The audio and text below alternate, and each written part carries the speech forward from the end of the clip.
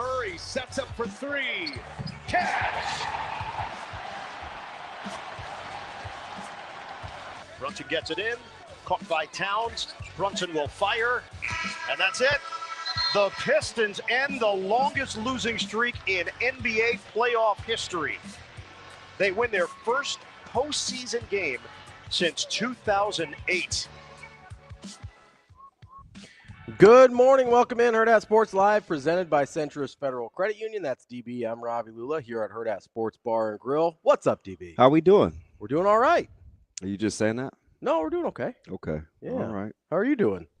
Well, I tried to check on Shane this morning, but I am now miserable having done that. Yeah, no, Shane's out of pocket. We don't. I thought that was a legitimate question. Yeah. Did you? Well, I mean, it's in line with how we normally talk to each other. Okay. In other context, the context, as always, is very important. Yeah, well, so it took me a second to figure out why the television was on TNT. Yeah. Had little hoops on last And I was night. like, oh, shoot. I forgot, right? Yeah. Basketball, even though I clearly watch. Yeah. I had the 3-box. The 3-box last night So what, included you had the 2 hockey games and the NBA game? and basketball. Yeah. It's not often. Yeah. You can get multiple sports on the old box. Yeah, usually it's all or nothing. So, I asked Shane. I thought it was a legit question. I said, hey, man, good morning. How many potential children have you lost to Alyssa Milano? It's a fair question. And well, Go ahead. and I just and then Shane went old school and said, not as many as I potentially lost to your mom. Which feels over the line. I felt Personally. like It feels that over the was way too aggressive Yeah, this it was- morning. we're coming out hot. Well, you gotta understand though, it didn't affect my play. That's Lawrence Taylor talking about doing crack. Could you believe he said that? I could not. Either one of them, Lawrence Taylor or Shane. Hey, Lawrence, it's been widely reported that, you've done a lot of crack the night before games. And Lawrence would utter the phrase, Well, you gotta understand though, it didn't affect my play. how does that happen? I mean, I'm less surprised by Lawrence Taylor. Let's put it that way. Yeah, because your mom has a level of affection for Shane. yeah, they're like Facebook friends. That and we were sitting there scrolling through my family archives yesterday or a couple days last ago. week, and Yeah. Shane gave me the illusion he was actually a good guy. No. Yeah, you're out, Shane. No. But by the way, I saw you blowing the little engine that could puffs from your vape. Why were the clouds a little more pronounced today? It's not the weather. It's not cold. Were you vaping different this morning? No, it's probably just because I had a new filter in. The new filter. Yeah, it does it. It gives you Puff the Magic Dragon vibes. It just makes it. It gives it new. It makes it newer, Yeah. so it works better. What flavor are we rolling with? The same, the hula berry. Dude is wild, like a child. Just a lot of questions. Yeah, Lot of questions. I don't That's know. a great question. I don't know if we're gonna get you started this morning, Shane. We're gonna put you on ice. Yeah, he might need to be in timeout today. No, he's going in timeout. He was very inappropriate. I thought my question was fair. I did. Well, like I said, I think it's everybody has kind of that. in the neighborhood of the things we normally talk about. Yeah. I didn't think It was- probably didn't help with the conversation that I had before that. Good point. Very good point. I will say this about the previous conversation outside. Are you concerned about your Colorado Avalanche? It's a reset in the series. We go 1-1. A little bit concerned though. Imagine if Dallas was healthy. And they're not the team that they were last year. Yeah. If they were healthy, You got. So Shane, did you stay up for it? There's not all the way, but I caught the rest of it this morning. So. there's a closet little part inside of me that is. Did you ever see Desperately Seeking Susan? No. That's a little before your time. Anyway, it came out about the same time as like Ghostbusters and some other 80s movies. Yeah, I didn't really go back and get a lot of the 80s movies. And it was over. It was Madonna. Yeah, I'm not a huge fan. And I think the Arquette lady, is it a young Arquette in that Patricia one? Shane? Arquette? Or is that her name? There is a Patricia Arquette. I don't know. Just Google "desperately seeking Susan." I'm But on it. anyway, I'm desperately trying not to cheer for the Stars, but that was my preseason Stanley Cup pick. So I kind of want to be right, but I don't really like Dallas. That's Rosanna Arquette. Rosanna Arquette? There is a Patricia Arquette as well, but that's not her in the movie. Okay, so like Toto. Rosanna. Oh, yeah. Ain't nothing like it. Is that Toto, Shane? That is Toto. Yes. I thought you meant like we're not in Kansas anymore. And That's like, better than that. By the way, that was pretty good. is this a hot take? But Wizard of Oz is highly overrated. Yeah, it's not a good movie. It's highly overrated. Listen, I mean, if you want to get me on to like these movies that I think are wildly overrated, don't get me started on It's a Wonderful Life. Yeah, I never. Well, first of all, why would you watch that start to finish? It's from like. I'm just saying. When was that even done? In the 40s? 40s, I think. Jimmy Stewart, I think, is a 40s guy. Yeah. Yeah, but I mean, Wizard of Oz is older than that. Wizard of Oz is older than It's a Wonderful Life. Are we sure? What would you like to bet? No. What would you like? Okay. No. I'm positive. No. You try. Hey, how about me like backing off the Nebraska sweep? Yeah, that was a good call. Thank you. That was a good call. Thank you. I did not want to be greedy. It's a Wonderful Life is 1946. Yes. Oh, you're probably right. It was Wizard of Oz 1939. Yeah, that's close. Wizard of Oz is not overrated. Yeah, it is. It's really overrated. No.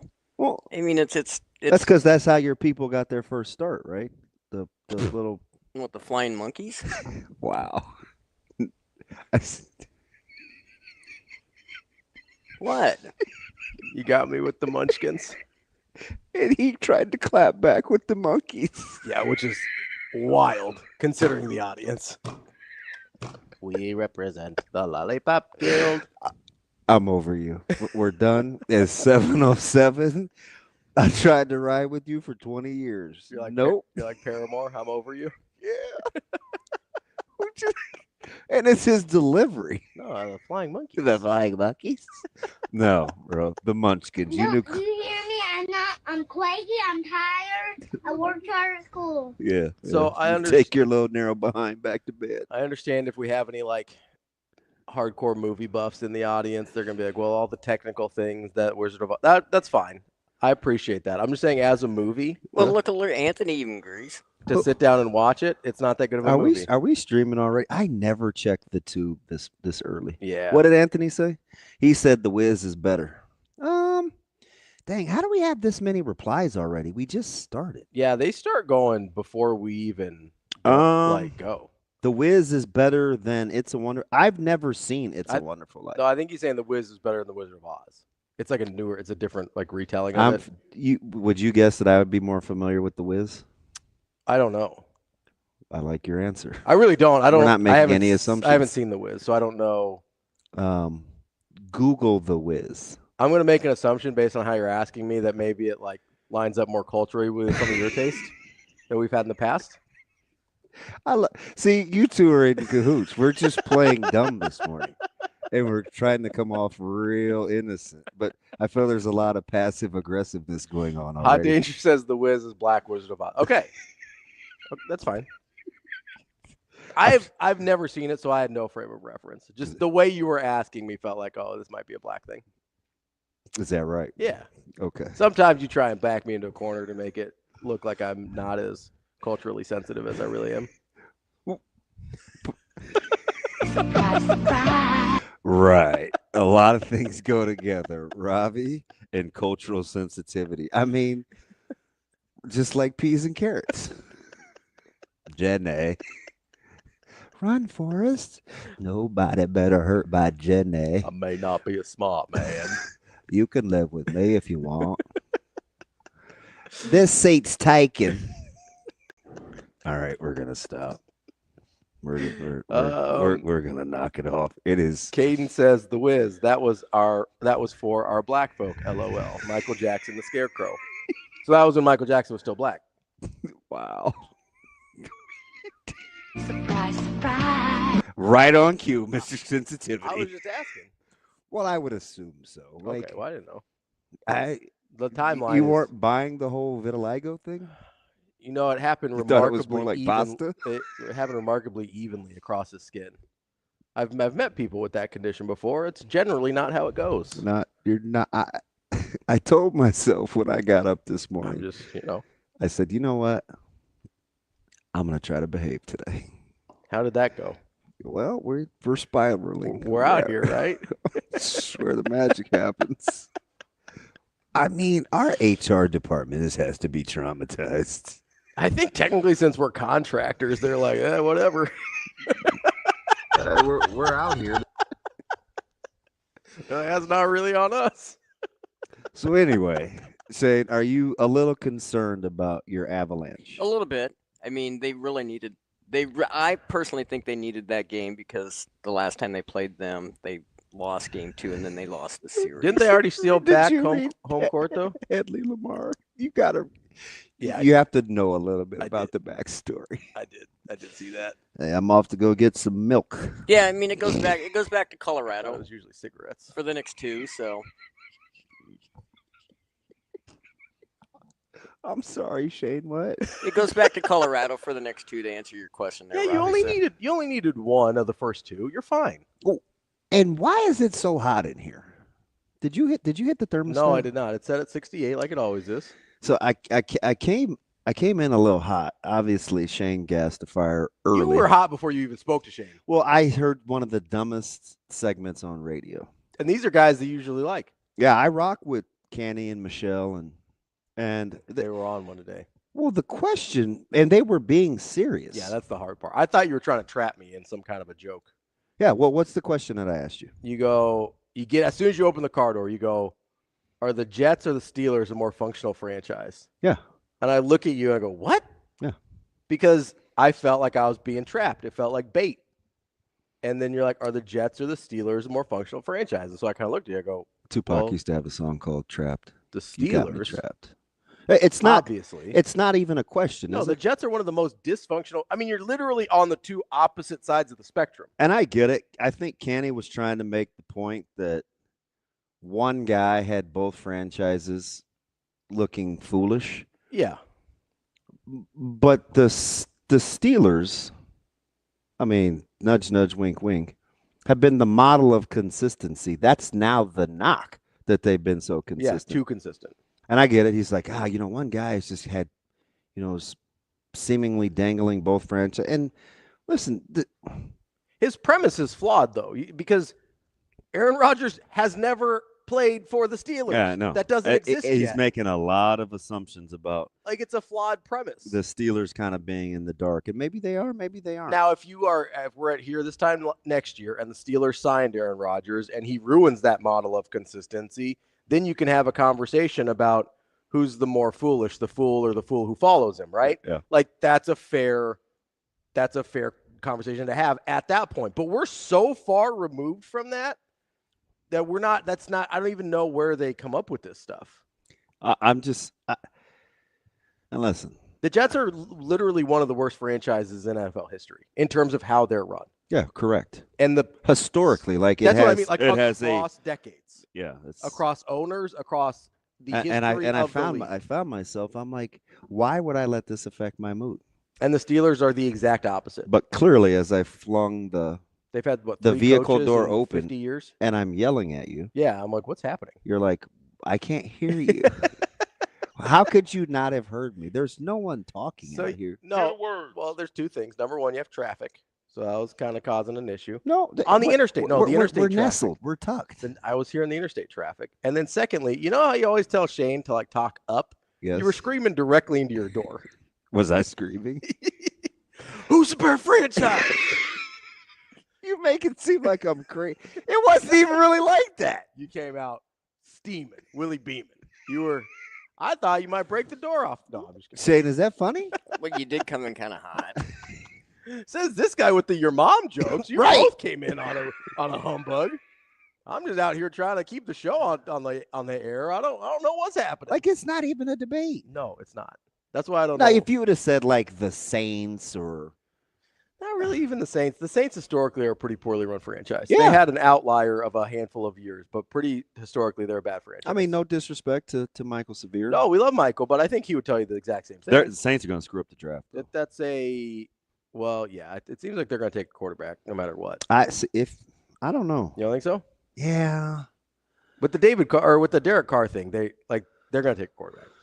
I don't know who it's going to be. A lot of smoke and mirrors. I haven't looked forward to this draft like this in a long time. So you know me. I love the draft. Yes, I love the NFL draft. I love the NBA draft. Yeah. I love drafts. Yeah.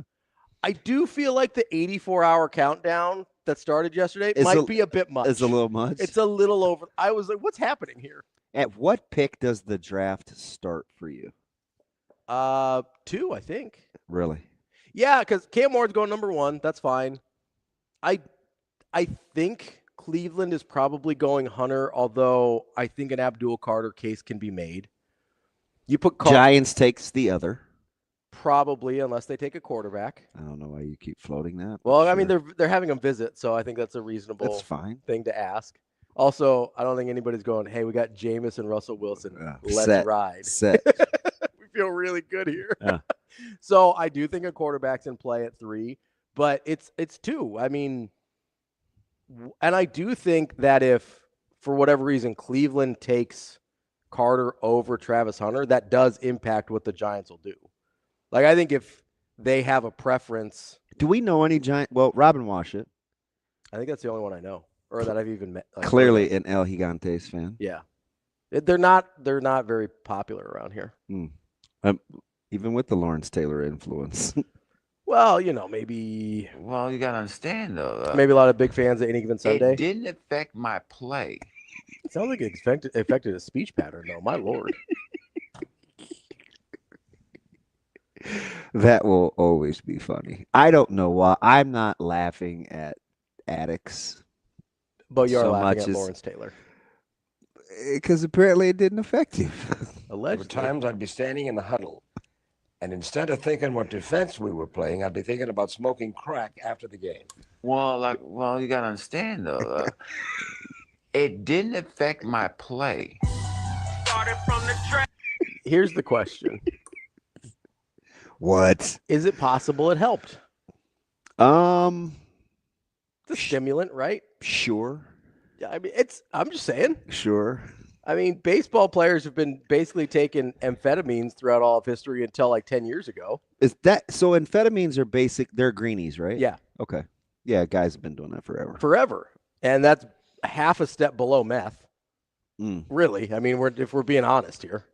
So I don't know. Maybe like a stimulant I could see being helpful, not hurtful. It's not like he was drunk during games. That would probably be rough. Well, that's kind of the case. And I just can't subscribe. I used to talk about this with one of my roommates who is clearly for medicinal purposes. He's early on the bandwagon. Good for him. Would like to smoke. Yeah.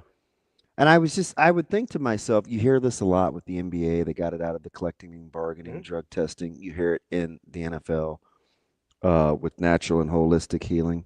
I can't imagine how it would better your performance over the long haul. Like, you'd have a hard time convincing me of that. So are you talking about if they were medicating before games? Yeah. Yeah, I don't know. I don't know enough. I'm not an expert in that arena. I will say. But I have read a ton. There's so many contrasting reports. So I will say I've met people who played high school football and did that before games. Mm-hmm. And there was at the high school level, huh? There was a part of what high school did you go to? They didn't go to Millard North. They would never. Salt of the earth. Met these hooligans after. But some would argue that it made them play better because it relaxed them. Like, I think if guys kind of rev a little anxiety ridden, that it could help them in that sense. Yeah, okay. That's my guess. Haven't you heard like the driving commercials? Like, don't drive while high. Yeah, famously driving and playing football are different. Well, I mean, I'm talking about like you. I thought he might have laughed. I was gonna have to jump off. So you're gonna choke him out? Pull a WrestleMania or something. Be like stupid Travis Scott. by the way. Not great. No, I didn't ride with it though. I click, flip of the channel. Yeah. Yeah. I'm surprised Zoe didn't make you watch it. No, she was preoccupied because we were coming from my nephews and she had to get to bed. Yeah. So I didn't mess with her. She was out. But I got to go back to this franchise thing with the draft. So, Justin, crack is not a PED. No, I get it. I'm well aware. I'm saying like a short term might make it a little. You like his delivery, though? Yeah. It's dehancing. He's been on fire today. Yeah, he's kind of coming across as pretty funny. But why? How do you know that that's how he talks? Because that's how he typed? How does it go again? It's what? It's dehancing. You say it like he's chastising you. It felt a little chastising. I'm just saying. Wow. Ralph Tresvant this morning. A little sensitive? You ever, and then Caden says, seen a lot of crackheads in my time. Not sure how that would help you in a football game. Wait, he's seen a lot of what? He says crackheads. Caden, where are you rolling, bud? I don't know, but he's the one who told me what the whiz was. Oh, so he might have some cultural diversity to him. It's possible. I don't want to I don't wanna associate make that with crack, assumptions. though. No, but there's stereotypes that I wouldn't like to perpetuate, but other people may. I mean, I don't know if you know this, Mhm. but we didn't start the whole crack thing. No, I understand. Those that. guys did. Yeah, no, I And understand. flooded the neighborhoods Right. with it. And then you had these like were mandatory those guys? minimums where Pardon? Who are those guys? guy's named Shane. Um, The Whites. I don't know. Shane, you can't just play like James Brown and think it's cool. James Brown, a notorious partaker of Music? mind-altering things. Oh, maybe. I don't know. Nice pull though, Shane. I want to like your style today, but it was at my expense. And I know I talk about cheering for people, Mhm. even though it may be at your expense. Yeah. I'm not quite riding with you, but it's not bad. It's not bad. Anthony bad. says the show talks about crack an awful lot. This is the first time, I think. No, he's talking about famously Morgan Freeman and Sam's Oh, yeah, on we the do roof do- on yeah. the rooftop. Smoke crack, don't you? And every time we say something out of pocket, a lot of times that will come up. Boys in the Hood. Surprise, surprise. Menace to Society? No, Oh, okay. no, that's not it. Oh, my bad. Lean on Me. Correct. Nailed it. Yeah. Famous Samuel Jackson joint. Yeah. Um, Expeditiously, son. You do know what that means, don't you? Expeditiously, fast, in a hurry. Caden says, absolutely culturally diverse. You know- Caden is my grandson who jacked my account. My pick might scare your audience. I don't know what that means. Kid might get you in trouble. You keep reading this stuff. I don't know what that means. I don't know what that means. Anyway, congratulations to your Boston Red Sox yesterday too, winning on their On Marathon Day, Boston. yeah, Yeah, Boston Day. very nice. TK wants you to know, don't get hustled by a crackhead. So, TK, I talked to TK early yesterday. yeah. Yeah, TK was picking my brain. I'm glad I could not cause him any harm. I always hope when people ask for my advice Mhm. that I'm not That nothing leading them bad down the happens. old yeah. Yeah, no, I get that. I feel better. There's a burden, Yeah, a little bit, responsibility at least. a smidge. Nah, let's not overdo it. Yeah. Well, yeah, you're not that nice. Nah. Just keep pressing. Before we set the lineup today, would you like? Nah. Did you see my friends? Yeah, so you got Drake and Pat McAfee, Mm-hmm. or McAfee, as some people say it. Yeah. So Zoe early on would say McAfee. Yeah. But now she knows it's McAfee. So I grew up in a computer household. I don't know if you could tell. You have any comments? So McAfee was an antivirus software that was very popular at the time. Are you sure that's how it was pronounced? No, I'm not, but that's how I pronounced it. I think it is. I think it was McAfee. Was the antivirus software. I don't think so. I think so.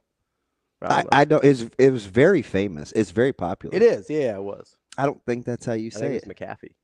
Are you being serious? I think so. I don't think it's McAfee. I think it's McAfee. Oh. Your delivery drives me up the wall. I don't know. I rolled with the Norton antivirus, so. Oh, Big Norton. Big guy. Norton Yeah, guy. Big Norton, yeah. You do have some American History X vibes to you. What? We're out here. This is. You hear the Wizard of Oz comment? No, I did. We gonna act like we didn't hear that? No, I did. It's funny. Big Edward Norton guy, Shane. Yeah, a little bit. I like him. He's a too. good actor. Yeah. I actually like him. I rock with Norton. He's not in a ton of stuff that I love, but he's a good actor. Yeah, I think this weekend after I get back from Lincoln, which by the way, did you see the schedule? I did. Yeah, it's very fluid. There will be no Legends game. Shoot.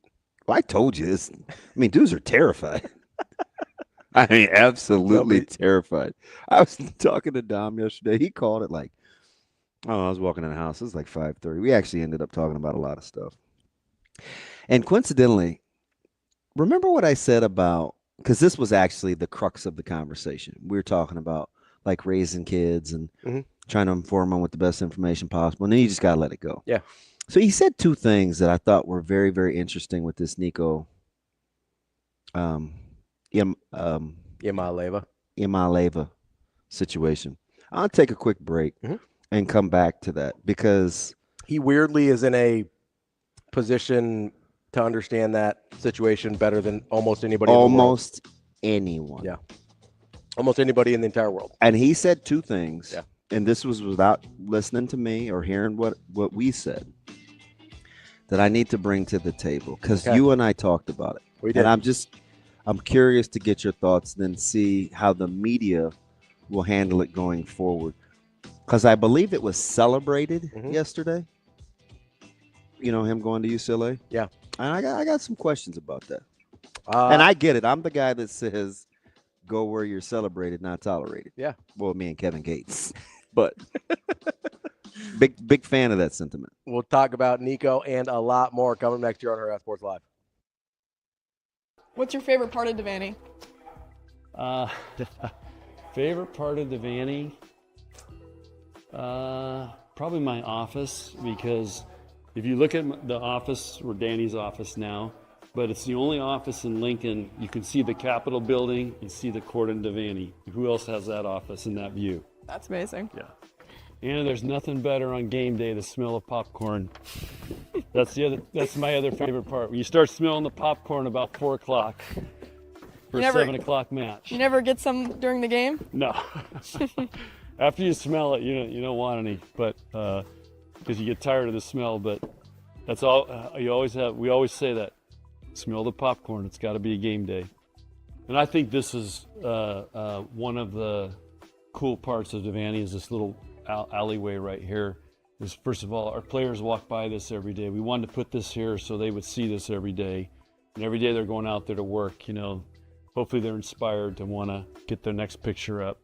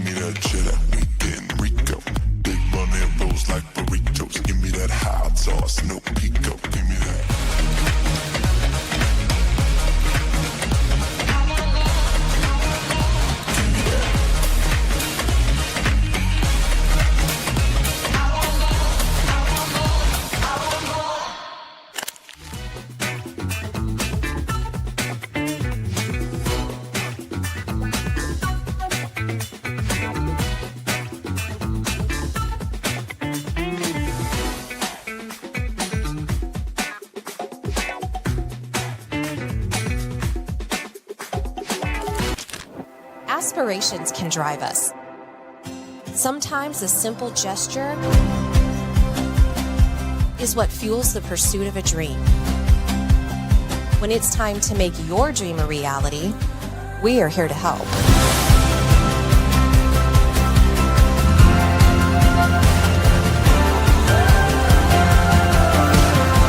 Centris Federal Credit Union. We are where you are.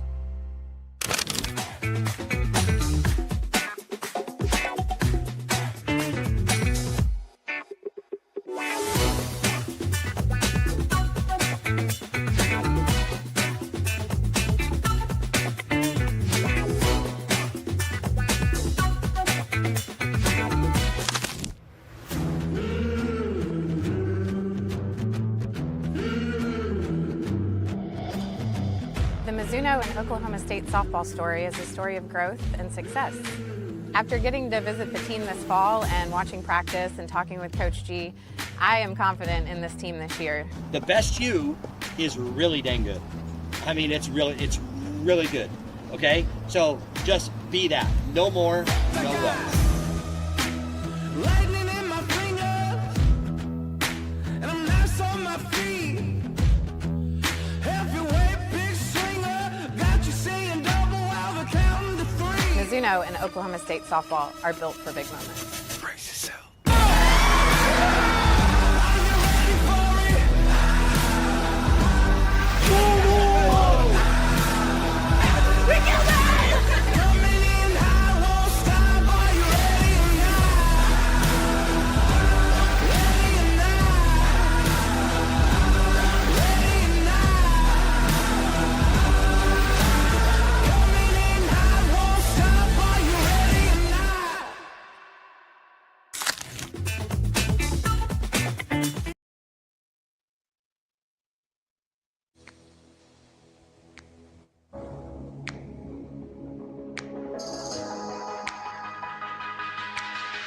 You're listening to Hurrdat Sports Live.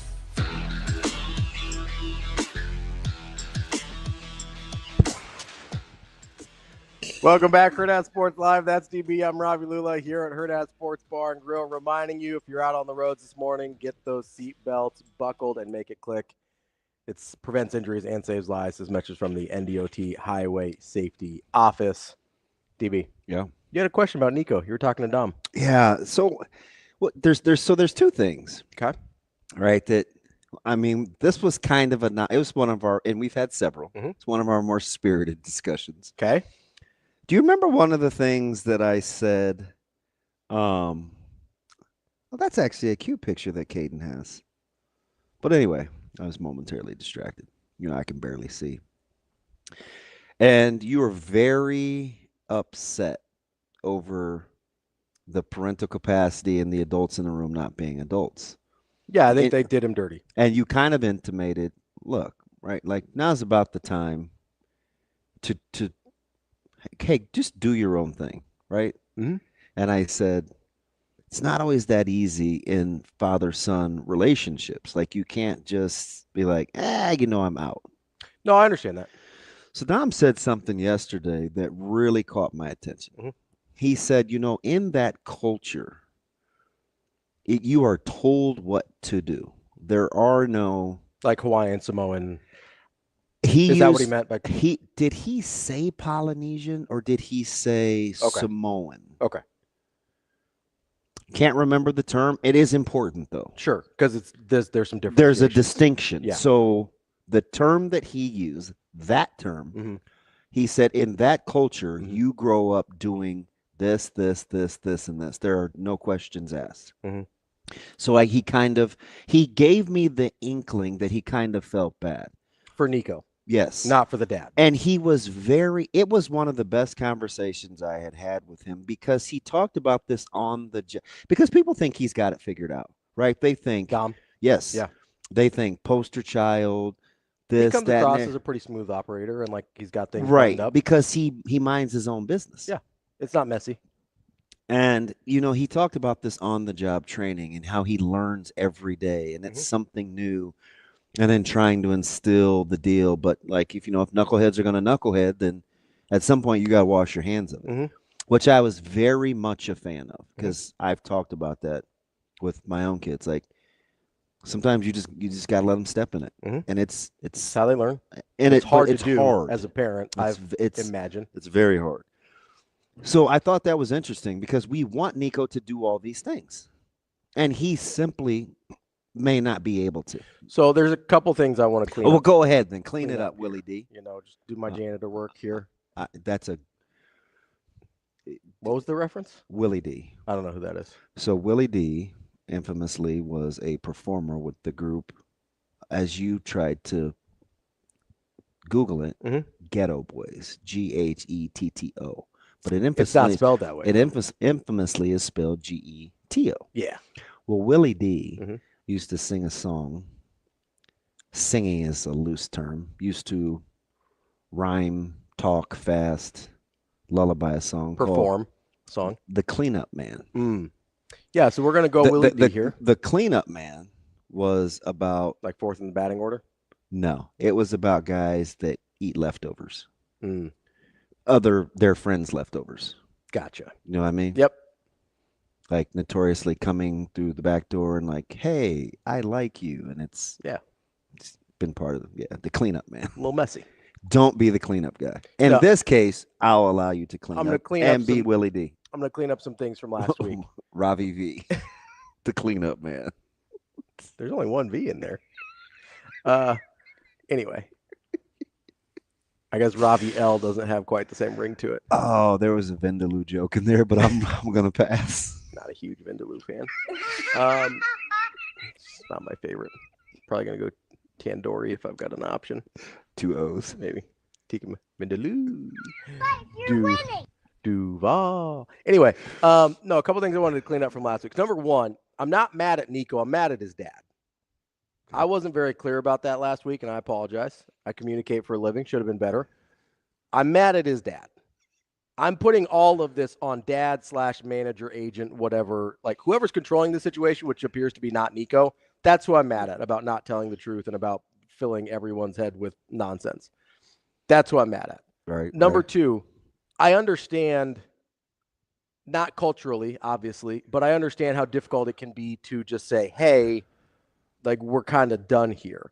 My problem is there are a lot of times, whether it's in that culture and other cultures, where, and you see it sort of in general, where this blind loyalty to either certain people or certain family members screws you, like badly, right? And around the time where somebody costs me, I don't know, almost $2 million after taxes probably, is probably around the time I start questioning that relationship. You know, because I do think, and listen, I've been on this for a long time, and you know this about me, is I don't care about blood that much. I just don't. I'm pretty consistent on that. Yeah. Sometimes I admire that. Sometimes I think it's a little cringe. Yeah, sometimes you think I'm an a-hole, and that's fine. Yeah. But I'm about the people that act like family, not the people that lean on the term family to make excuses. It's like, oh, hey, I'm your family. You got to be there for me. Or, hey, I'm your family. We got to stick together. It's like, hey, if you have to appeal to that term, you're not acting like family. Oh, here we go. Okay. Right? Yeah, I got you. You know, like, first of all, like if you're in a work environment and everybody's like, hey, we're a family, run for the hills. That means they're going to treat you like toxic. Like that's how it's like it's going to be a nuclear waste facility, right? Get the F out. If somebody actually is treating you like family, they're never going to have to appeal to that, ever. I believe that to my soul. And there's a lot of people that treat me like family I don't share any DNA with, right? And there's a lot of people that... As in deoxynucleic acid? Exactly. Okay. You know, those helixes, the double ones. Understand. You know, and there's a lot of big people... double strand guy? That I do, yeah.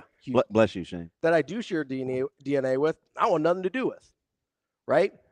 So there's like, I get that I'm weird in that sense, not just in their culture, but in most cultures, that I'm an outlier there. We share a little bit of that sentiment, but I'm closer to, just because somebody calls you something, that doesn't mean you are something. That doesn't mean you owe them something either. That's the big thing. I'm with you there. And I get that Nico's dad has probably been good to him, or he thinks he's been good to him up to this point. So I understand it's not as simple and as clean as that.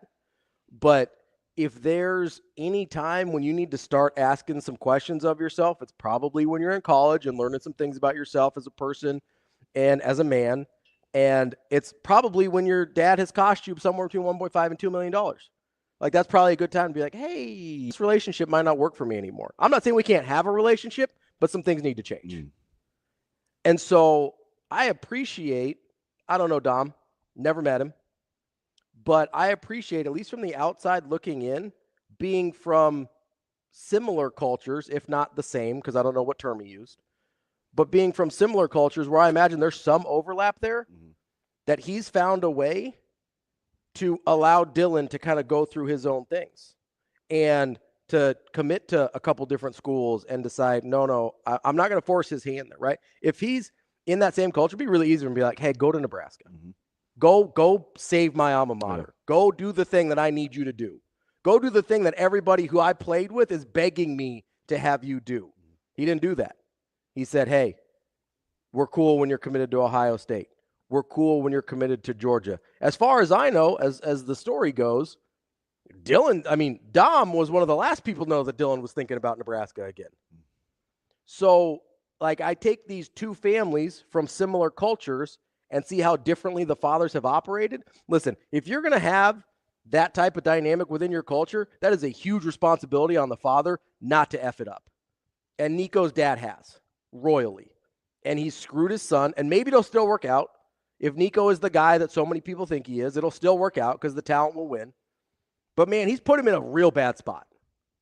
And long term, if it doesn't work out, he has probably cost him a chance to parlay this point of his life into wealth that could last him the rest of his life. Like, there's a big difference from $2.4 million in Tennessee to $1 million or $1.5 million or whatever he's making in California. California's going to take a big chunk of that. And you were gonna have an opportunity. He still does, but you had a better opportunity to set yourself up for life if he never played it down in the NFL because of what he was getting at Tennessee versus what he's getting at UCLA. That is a major life F up on the dad's part. And here's the other thing. And I want to be careful with this because the question was posed to me, and I'll turn it around and say it's very similar to what I asked you. But I didn't really ask you a question. When Nico was going through this thing last week, and we're panicking over the landscape of college changing, and this is what's wrong, and I was mad as hell. Right? Did you like that? That was a good one. My man. Appreciate you. In the world is crumbling. What I tell you to keep an eye on? I said keep an eye on the coach that takes him on. That takes on. That's why I didn't think he was going to UCLA, because I didn't think Deshaun Foster was that guy. Apparently he is, though. Yeah, or the people around him have and he's going to get a pass in this whole deal. Yeah. And I'm like, really? I think it's damning. I really do. We're so we can't. You know who I thought it was going to be? So Deshaun Foster gets a pass. Not for me. And Dom goes, he asked me as though he was bothered. He goes, DB, I mean, so we're just cool with Deshaun Foster. And I said, I'm going crazy because trying to get ready for dinner. I'm like, Dom, this is what I just talked about last week. Like, I'm dead serious. Like, whomever takes that on, under those situations this quickly, immediate red flag for me. It's got to be a red flag. Immediate red flag for me. It's why I didn't think he was going to go to UCLA, because from what we knew about Deshaun Foster, I just felt good. Yeah. About not being far-fetched. And he, and Dom was like, I talked to such and such and such. I'm talking about like guys we see on television every day. And he's like, they're floored that the coaches aren't better. They're not really blaming the young people so much. Did you see the basketball transfer portal stat that Dellinger tweeted out after the 5-year study since 2019? How 65% of the guys at Division I that transfer end up going to a lower level destination. 65%. It's 2/3. And that doesn't even count the guys that are left. Yeah, they're just not in that don't go anywhere. And I'll take it one step further. And this is anecdotal. I'll tell you that football is substantially worse. I believe that. Substantially worse.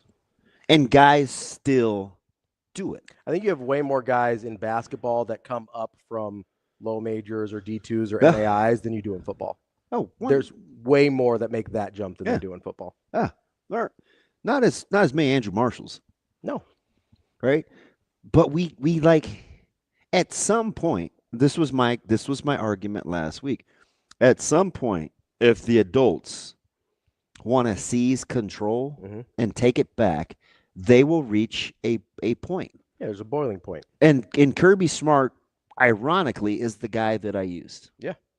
A guy that had gamed the system, had mastered the system, figured it out, is all of a sudden waking up in a different world. And he's like, what the actual heck is going on?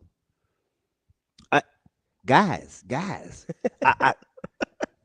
I'm looking for guys to raise their hand, and barely anybody's got their hand up. Who's been through 3 of Georgia's? Who's been here for 3 springs? This is what he's saying. Not a lot. Now, how did that sneak up on Coach Smart? And to his credit, I'm not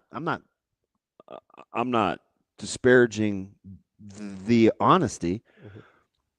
I'm like, this is what happens when you played the game so long, you figure it's just how you do business, and then all of a sudden you wake up and it's like, man, this kind of sucks. Georgia's also the other side of the transfer portal, right? They're where a lot of guys are coming from.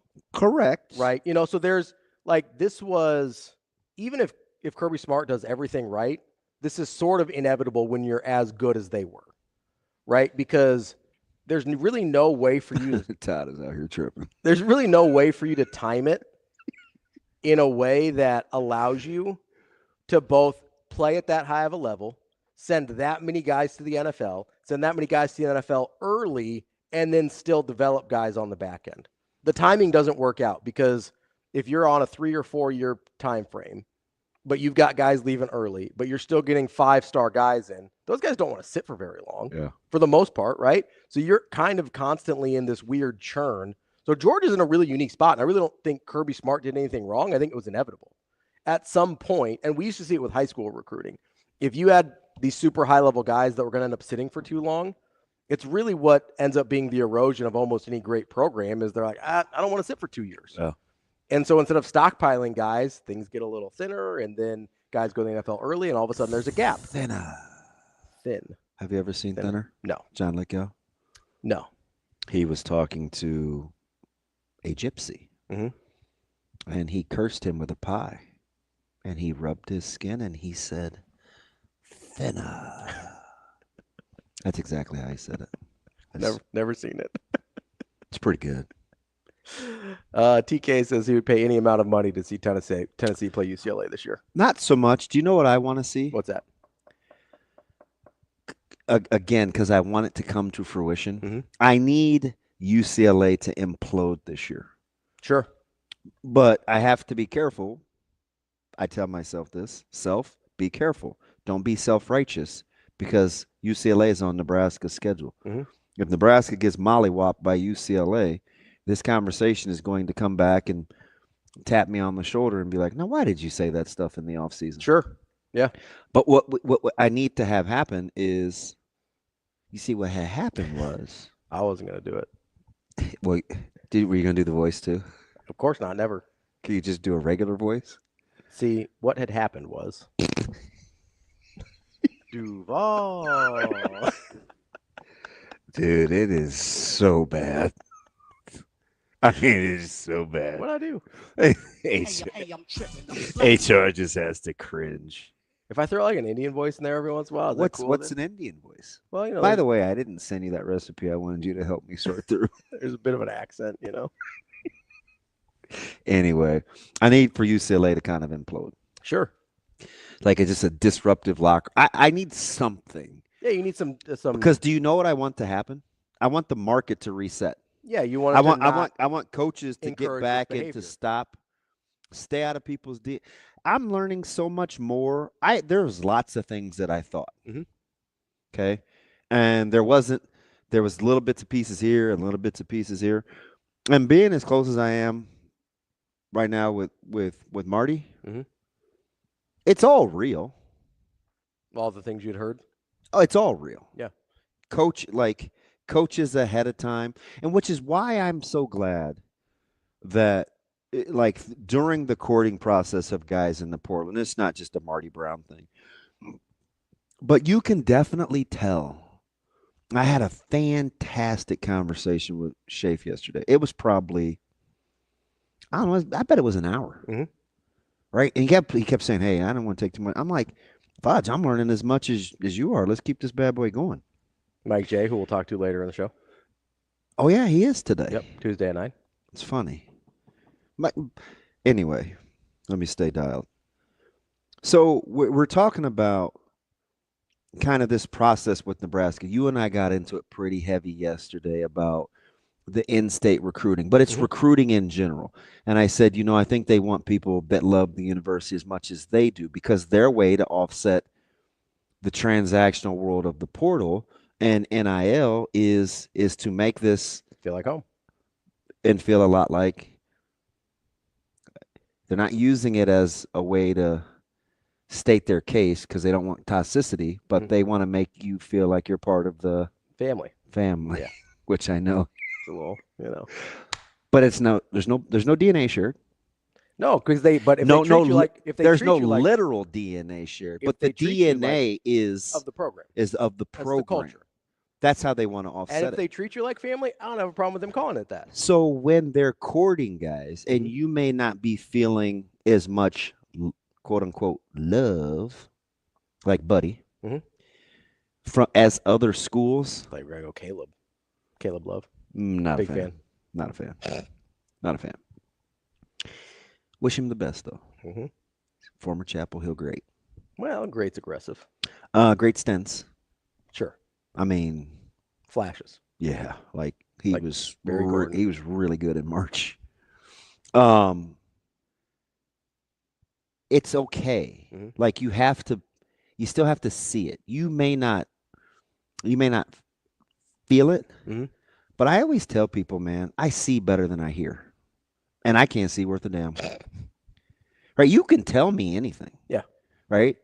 And I know that too with my own actions. Right? Yeah. I know I'm going to be held to the same standard. It's like, oh, well, you didn't do this, this, and this. And I'm like, yeah, good point. Yeah. Right? That must be where my interest lies, right? So The process for Nebraska as they attack the portal will be very much through patience. They may not run down and get one. They may walk and try to get them all. And that's going to come with some losses. Yeah. That's going to come with some losses. But I think, thank the Lord, at least up to this point. Now they go 3-9 this year. All bets are off. Yep. They're to the point now where they're not compromising the culture. They like the direction it's moving. That's why he can say things like, this is the team I've been waiting for. He can say that and be comfortable because he's starting to see it police itself. And guys get uncomfortable. Like if you're trying to be something that you're not in this culture, let's not act like he didn't low-key, passive-aggressively talk about his plight as a coach and shutting his mouth while he was learning the tricks of the trade. And then to wait till he was acclimated enough to start to pipe up. To have an input, yeah. You don't think he's talking about coaches and players that come to that university? And think they know how to do things? Be quiet for a little bit. Let's just see how we do business. Then come to me with what you think. I'll more than listen. Because he will. But he didn't say that by accident. Yeah. So those are the people that he's courting. So what I need to have happen is I was cheering like crazy for Ohio State to just be dysfunctional. Right? Like, oh, man, they're so disjointed and something's going on with the defense with Knowles and Larry Johnson and these guys. And now I was right about one thing. Denzel Ward is highly overrated, which I'd intimated. Yeah. But they fixed the Knowles thing. Yeah. They started with the adults. Because the kids were clearly loving their head coach. Yeah. The kids were riding with Ryan Day. Absolutely. So what did he do? He fixed the adults. He fixed the adults. And then everything was fine. And it appears At least for long enough to win a national title. But he didn't blame the kids. He started. That's why I can respect. I can respect Ryan Day. Yeah, I don't have any problems with Ryan Day. He's like, look, this is clearly not working. Mm-hmm. It is trickling down to my players. They see it. I got to fix this. And clearly, he's good enough relationally that they wanted to ride for him. 100%. That's the thing that stood out the most to me. Yeah. So the competitor in me is like, oh man, come on, implode Ohio State. Mm-hmm. Like win Notre Dame. Like show that the bond is greater than the talent. Well, when you got the bond and the talent, you're in trouble. Right. There's nothing that that's the secret sauce. So I need a few more. Like I was hoping another great coach like melted down and retired, like Saban. Just pieced out. Yeah, I'm like, because at some point, people will look around and say, man, this thing is broken. Do I want to keep doing this? We can't subscribe to this tomfoolery. Mm-hmm. And ultimately, I think it's going to happen. Like I'm still the water's going to find its level. We will. This stuff will quietly go away. You watch. It will quietly go away. And I think part of it finding its level, on the opposite side, you mentioned how you want UCLA to implode. It's part of the reason I need Nebraska to win. No, I am. You know what I mean? I kind of low key like that. I didn't go back and get it when you said it. Yeah. As kind of what you need Nebraska to do now, if you're gonna operate like this, is win. Yeah. Now there's still enough other teams out there that are doing it. I referenced Iowa. I know that's terrible, but Iowa's finding a way to be successful. I think Penn State is finding a way. Notre Dame gets their fair share of supplements, but their coach's message is pretty clear. Like there's still enough out there of this, and wholesome isn't the word, but of this culture first, which I think it can work, which is why I hope the Miamis of the world never win. Yeah. That's DB. I'm Ravi Lulla. We're going to talk to Justen Gammel coming up next, NFL draft analyst. Talking a little NFL draft, which if you're watching ESPN, we're now under 60 hours away from the NFL draft. We'll talk to Justen coming up next.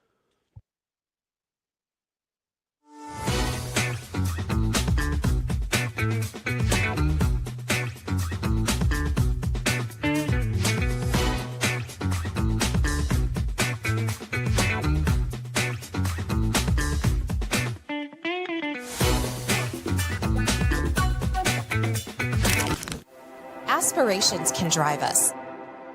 Sometimes a simple gesture is what fuels the pursuit of a dream. When it's time to make your dream a reality, we are here to help.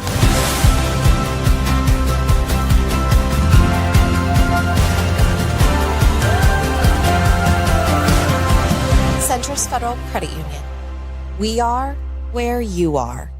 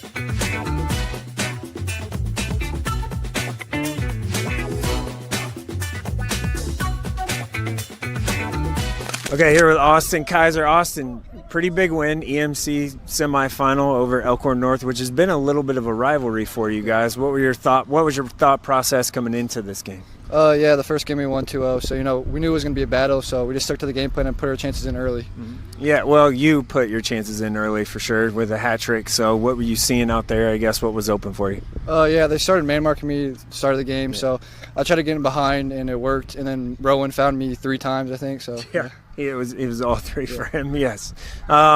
Now moving on, I guess, to the final against Hastings. It actually had you haven't seen it yet, but a PK with 50 seconds left to win. What do you know about Hastings, and what are you looking forward to in that one? Yeah, we played them last year. They're really good. So they're undefeated, and we're excited to go over there and play them.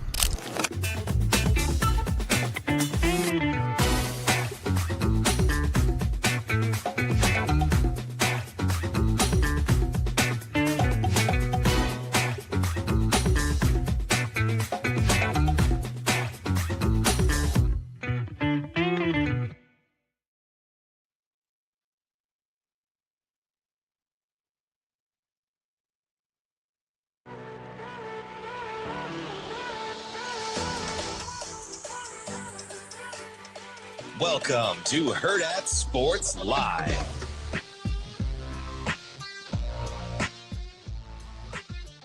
Welcome back, Hurrdat Sports Live, presented by Centris Federal Credit Union. That's DB. I'm Ravi Lulla here at Hurrdat Sports Bar and Grill. We are joined now by Justen Gammel. He's an NFL draft analyst. Justen, how are you this morning? Hey, I'm a little tired. You know, I'm an hour behind you guys, and I stayed up watching my Avalanche lose to the Stars. But I'm happy to talk about the draft. You know, I tell you what, our producer is a diehard Avalanche fan, and I tease him all the time about, hey, is today the day that Landeskog comes back? And he gives me this eye roll, and gonna be another scratch. I keep telling him any day now, any day, but. It's going to be maybe Wednesday, maybe Friday, whenever they switches back to Colorado, maybe we'll see Landy come in the lineup. I was a big fan of this being the most, entertaining series, and I'm fully aware of Tampa Bay and Florida and the vitriol and the post Stanley Cup season success, but for like style of play and skill level, and I get it, the Stars aren't healthy. This series is going to be fantastic. Oh my God! Last night was a perfect example of these two teams know each other so well, and they're both so talented. And the goaltending, the Avs finally have a goalie that can snag them games, so it's not a one-sided thing anymore. Yeah, nice little bonus getting some hockey talk with JG. so my partner, he is exhausted with the 85-hour countdown to the draft, and I told him, like, where have we been all off season? Where some people are on like their 7th mock. When you look at, or 8th or 10th or some inordinate number of mock drafts, when you look at, as we're getting close to Thursday, do you feel like you know more or less than you did, let's say, 3 weeks ago? Ooh, right about probably the same amount, which is almost nothing. You know? It's crazy.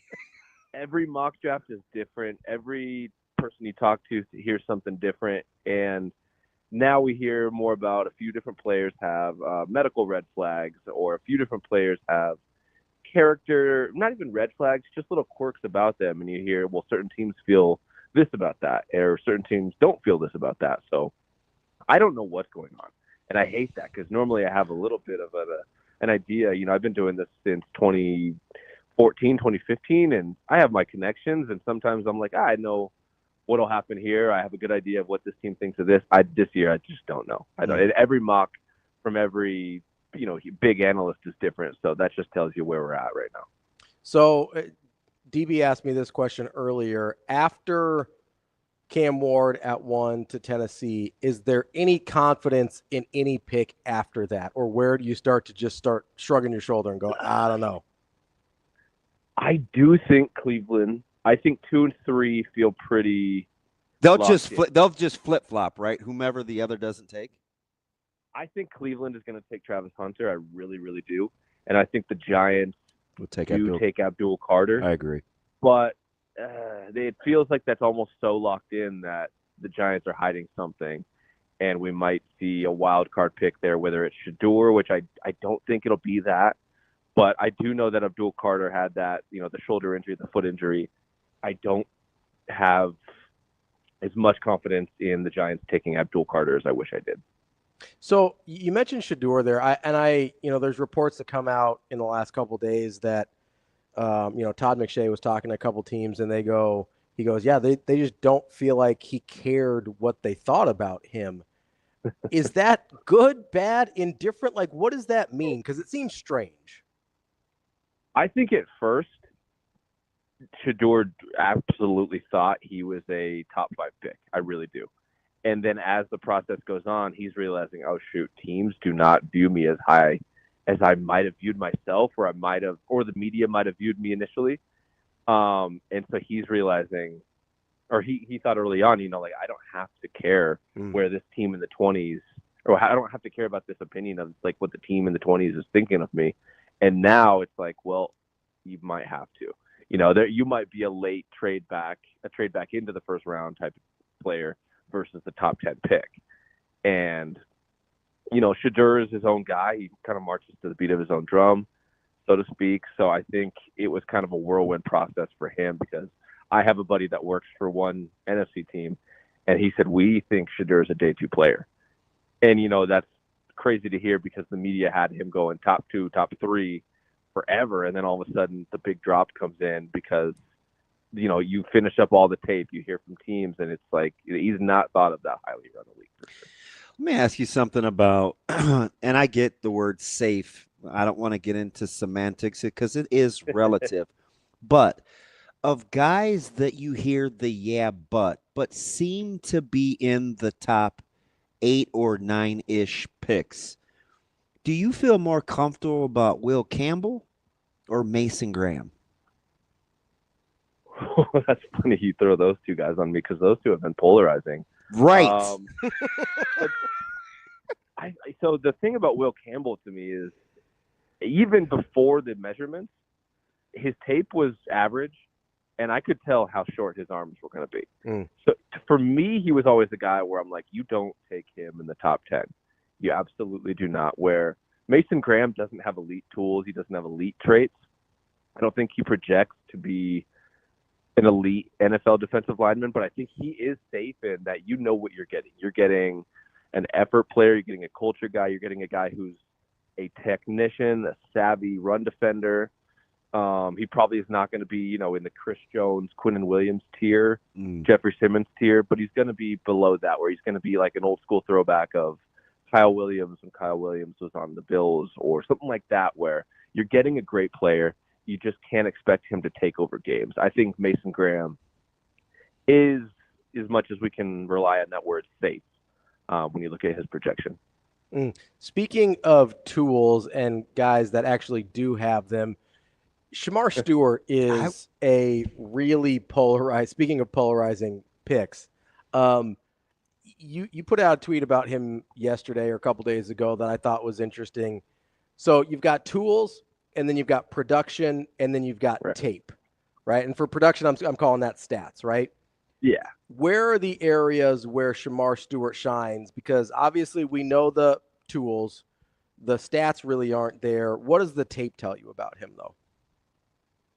I mean, the funny thing about Shamar Stewart is his motor runs hot. He goes balls to the wall the whole game. When a lot of these guys, when you don't see production, you're like, well, his motor, he gives up a lot.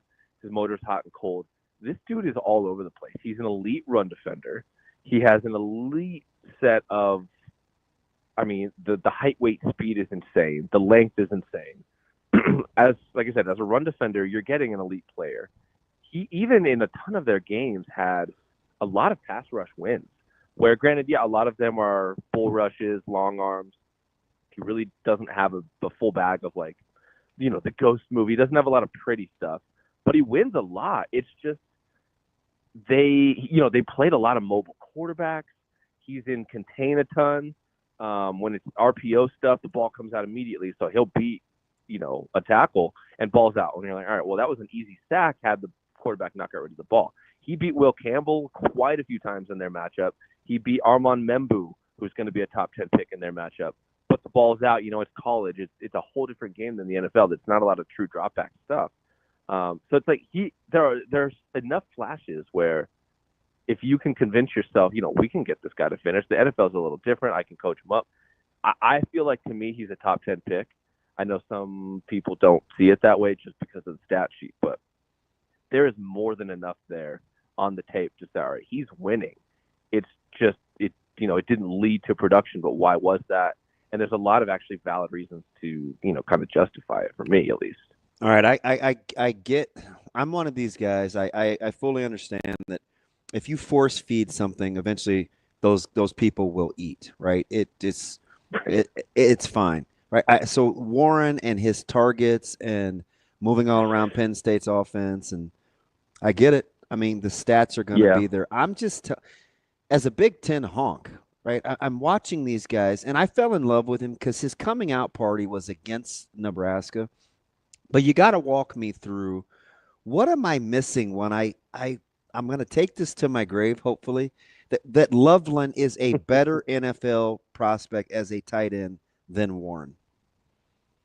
You're preaching to the choir here. I'm all like, remember him a couple years ago against Nebraska? I'm like, holy smoke, this guy is unbelievable. Like he's legit. Warren's the classic. I mean, so he did have a weird breakout where it's like this year he just explodes. And I think the reason for that is he's not a special athlete. He's a special football player in that, he can do anything. Like this guy is one of those guys when like you go to the park and play with your buddies, like he's a monster. He can do anything. He plays quarterback. He plays defense. He's lining up everywhere. And, he's amazing just because like what can't this guy do? But when you project him to the NFL, even at Penn State, I'm like, all right, there's not a lot of special physical traits here. He's not super speedy. He's not super quick. He doesn't have amazing change of direction. He doesn't have the length that Colston Loveland does. There's a lot of what we call empty calorie receptions where that's the force feeding thing. Yeah. They're just forcing the ball to him, which is awesome. He does a lot for them, and he's an easy way to get, your young quarterback comfortable because you're not throwing to the boundary a ton. You're getting him these weird carries and receptions and wildcat quarterback stuff. But I don't feel like moving forward you can take, unless the medicals are bad for Colston Loveland, which we've heard some things. But I think Colston Loveland does definitely project as a better tight end with the length, with the size, with the speed, and the ability to get up the seam and get vertical. I would take Colston Loveland every day of the week as well. I just think Tyler Warren's an awesome football player, but he's going to have a little tougher time separating and just getting open, plain and simple in the NFL. It's going to be tougher for him. Justin, I think there's some people that view tight end as one of the stronger positions in the draft. Obviously, quarterback isn't a strength in this draft. What spots do you look at and say, hey, I really like either the top end talent or the depth of this position group in this draft? The edge rusher is insanely deep. The edge rusher is so deep, and there's so many different types of players. You've got Shamar Stewart and Michael Williams, who are the big, long freaks, and both kind of lack that production. You have Jalen Walker, who played at Georgia, who's versatile, to a degree, but extremely undersized. And then you have like Mike Green, James Pierce, the speed rushers. There's a bunch of flavors of edge rusher. And then running back obviously is the other group where it's like, when do the starter grades stop coming out on these guys? You can in the middle of day 3, I'm like, there's Bajal Tootin from Virginia Tech who ran in the 4.3s, who's got the size that you would look for in a feature back, so to speak. And then you have Dylan Sampson from Tennessee, who's probably also going to be a day 3 guy. But you have, the top of the list, which is Trevion Henderson and Ashton Genty. The running backs are super, super deep. And again, it's like a bunch of different flavors of ice cream there where I don't think anyone can really predict what the order of those guys is going to be when they come off the board. It's just a bunch of talented dudes. And, now we're hearing teams want to trade up for Genty. And that doesn't shock me. He's an amazing running back prospect. It's a good class, but if you have that high of a grade on him, because he kind of feels like he separated himself from the pack. So I don't know. That's the main group where I'm like, I just can't wait to see who takes these guys and in what order, because that's always when you go back, to previous classes, you're like, I want to see the order of when these receivers came off the board, when these guys came off, because it's interesting to look at teams' processes. Oh, man, I didn't even include my sleeper of that bunch because I'm a big running backs guy, and that's R.J. Harvey. I love R.J. Harvey. Yeah, I used to do. What about Woody Marks? That's your guy, I thought. He is. I like both Marks and Harvey, but for different reasons. Marks is a much better inside runner than I think people think, and so he would be a good zone guy. But Harvey is more explosive where, you could put him just about anywhere. But let me ask Harvey's you. that guy you bust out late in the game, and he just wears the defense out. They're Right? not ready for that type of speed. They're not ready. Yeah. Well, so He's awesome. So I kind of like the defensive tackle depth. I don't know how elite it is, but I do think it's pretty deep. And for instance, like I would ask you, what's the difference between, for you, a guy like Walter Nolan and a guy like Derek Harmon? Derek Harmon is, what does he have, like 35-inch arms? I mean, what a freak. A big monster of a dude who probably can play pretty much anywhere along the line. But Shoot, you could probably put Kenneth Grant in that discussion too. I mean, they're all right there. Right. I think Derek Harmon is probably a 3-tech, but he could also play 5. And, you can put him in a lot of different schemes because of that length. But I think if you're looking for a guy that has the tools and traits to project, to be a pure upfield gap shooter, disruptor, that's Walter Nolan. The lower body is loose. The upper body is flexible. There's just a lot to work with there. Where Derek Harmon, you're probably getting more of a run stopper first, and then you're going to work on what he can be as a pass rusher.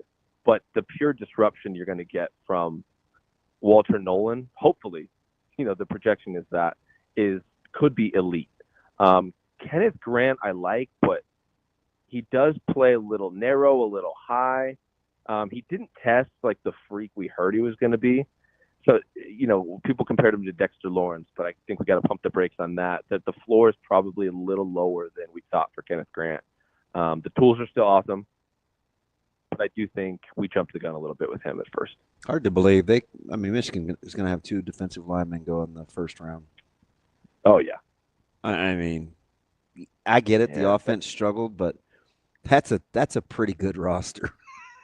The draft picks that we're going to look at, looking back and say, all these guys went to Michigan? Yep. Yeah. It's going to be wild this year. Yeah. If only they had a quarterback. Let me ask you something, Justin, because I said this, I don't know when this is, probably January, and this was before the buzz on Jackson Dart. And I said, Jackson Dart is probably closer to being 2 in terms of quarterbacks, closer to Shedeur than Shedeur is to being taken before Cam Ward. So you got to give me a little grace on the time frame. This was January. But how true do you think that is? And you can just start with maybe the difference between Sanders as QB2 versus Dart as QB2. They do it in a little different way. Dart's the pocket climber and constantly pressing forward, but they do seem to have some similar ways in how they get it done. Look at you ahead of the game back in January. No, Dart's interesting. He's an athlete. First off, like the guy, he's an underrated athlete. We always say that about the white guys, but he's an underrated athlete where when he takes off, there's he can do some real damage with his legs. His arm is live. It's not elite or anything like that, but it's live. He can throw on the run. He can change the arm slot, change the angle. But he comes from that Lane Kiffin system at Ole Miss where it's like, it's so manufactured where, he snaps the ball. He knows where he's going with it. This guy's supposed to be open. So he's kind of clearly behind the 8 ball when it comes to projecting that to the NFL. He's going to have a big learning curve where Shedeur played in a more pro-style system, but he's not quite the athlete that Dart is. His arm is well below what Dart's is. He's like the pure point guard when you look at what quarterbacks are. The only issue, so this is what I kind of realized watching Shedeur this year. Shedeur needs to be that pure point guard where, like Joe Burrow, snap the ball, know where you're going with it, get the ball out, live in the short game, live in the short to intermediate. The problem is he thinks of himself differently.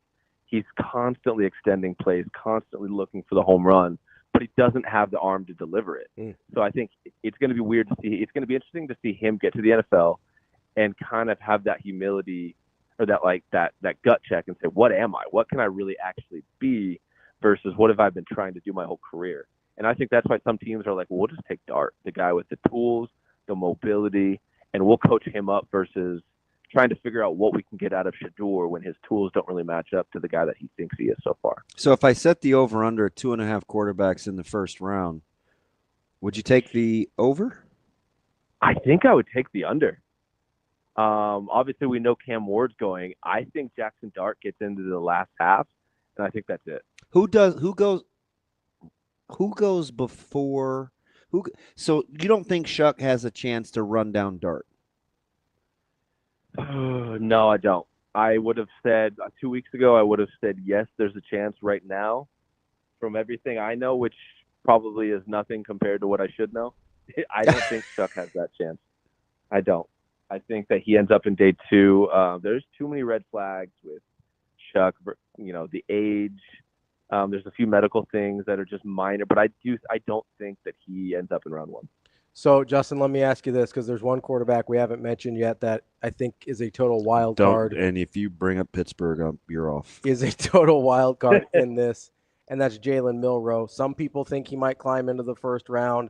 Some people think he's a round 3 or 4 pick. Is he the one variable that you look at and you go, I have no idea who views him in what light and where he might go, or where do you see Jalen Milroe? Yeah, he's absolutely the wild card. The tools are pretty cool, all right, he can throw far, and he can throw hard, and he can run fast, and he's big. But the tape was atrocious, and he regressed from year 1 to year 2 as far as these last 2 years. But each year we see teams convince themselves on guys with tools. And we're hearing that already again this year, where it's like he went from, after the Senior Bowl, it was like, all right, he's a day 3 guy, to now who's going to sneak into the back half of the first round and grab him. That's insane to me. But I'm not, I saw E.J. Manuel go in the first round. I saw Johnny Manziel go in the first round after being a little guy with Christian Ponder. Yeah, Jake Locker. We can't rule anything out. But So- I would be so shocked. Let me ask you this, because I have this. I was not an Anthony Richardson guy by any means. Is the difference in terms of, I know Richardson's tools are otherworldly and whatever, but is the difference between a guy like him and a guy like Jalen Milroe is we just saw too much of Jalen Milroe? If he's only got, how many starts did Anthony Richardson have? 10? If he's only got 10 starts, are we talking about him as a first half of the top round guy because we're like, oh my God, the tools? Not for me. For me, it's a completely different. It was a difference in the feel of how they feel the game. Anthony Richardson knew how to drop back, and he knew how to avoid pressure and keep his eyes downfield and deliver the ball. Granted, he's inaccurate as heck, but Jalen Milroe is not that guy. Jalen Milroe drops back, and watching on film, I'm like, man, every single play, his process is different. There is no game plan here. It's like a series of random plays when you put his tape together. And that's the hard part, is he doesn't feel pressure. He doesn't know where he's supposed to go with the ball, or he does, and he kind of forces it, and he looks really mechanical and robotic. It's just, you're getting something new every play with him. And that's what bothers me, is just the guy has no feel for the quarterback position yet. He's just out there winging it, and he's a good athlete, and that's awesome, and that keeps him going. But you watch the LSU game, and it's like, all right, he had 700 rushing yards. That's cool. But then you watch a different game, and they contained him well, and now he's like, well, I don't know what I'm supposed to do. And that's where it's like, dude, you've been in college for a bit. We thought we were going to get progression from you this year, and it feels like we're back to freshman year. And, and that's where it's like, what do you, as a team, what are you selling yourself on here? Just the tools? Because I don't know if they're that good where it's like, they're not Richardson good, where you can say, all right, we're still taking them top 10. I don't see that. Is there a player in the top 5? Because, if you take Jacksonville, and I'm gonna keep New England in there because this is the post-Belichick era, and they're already on their second coach.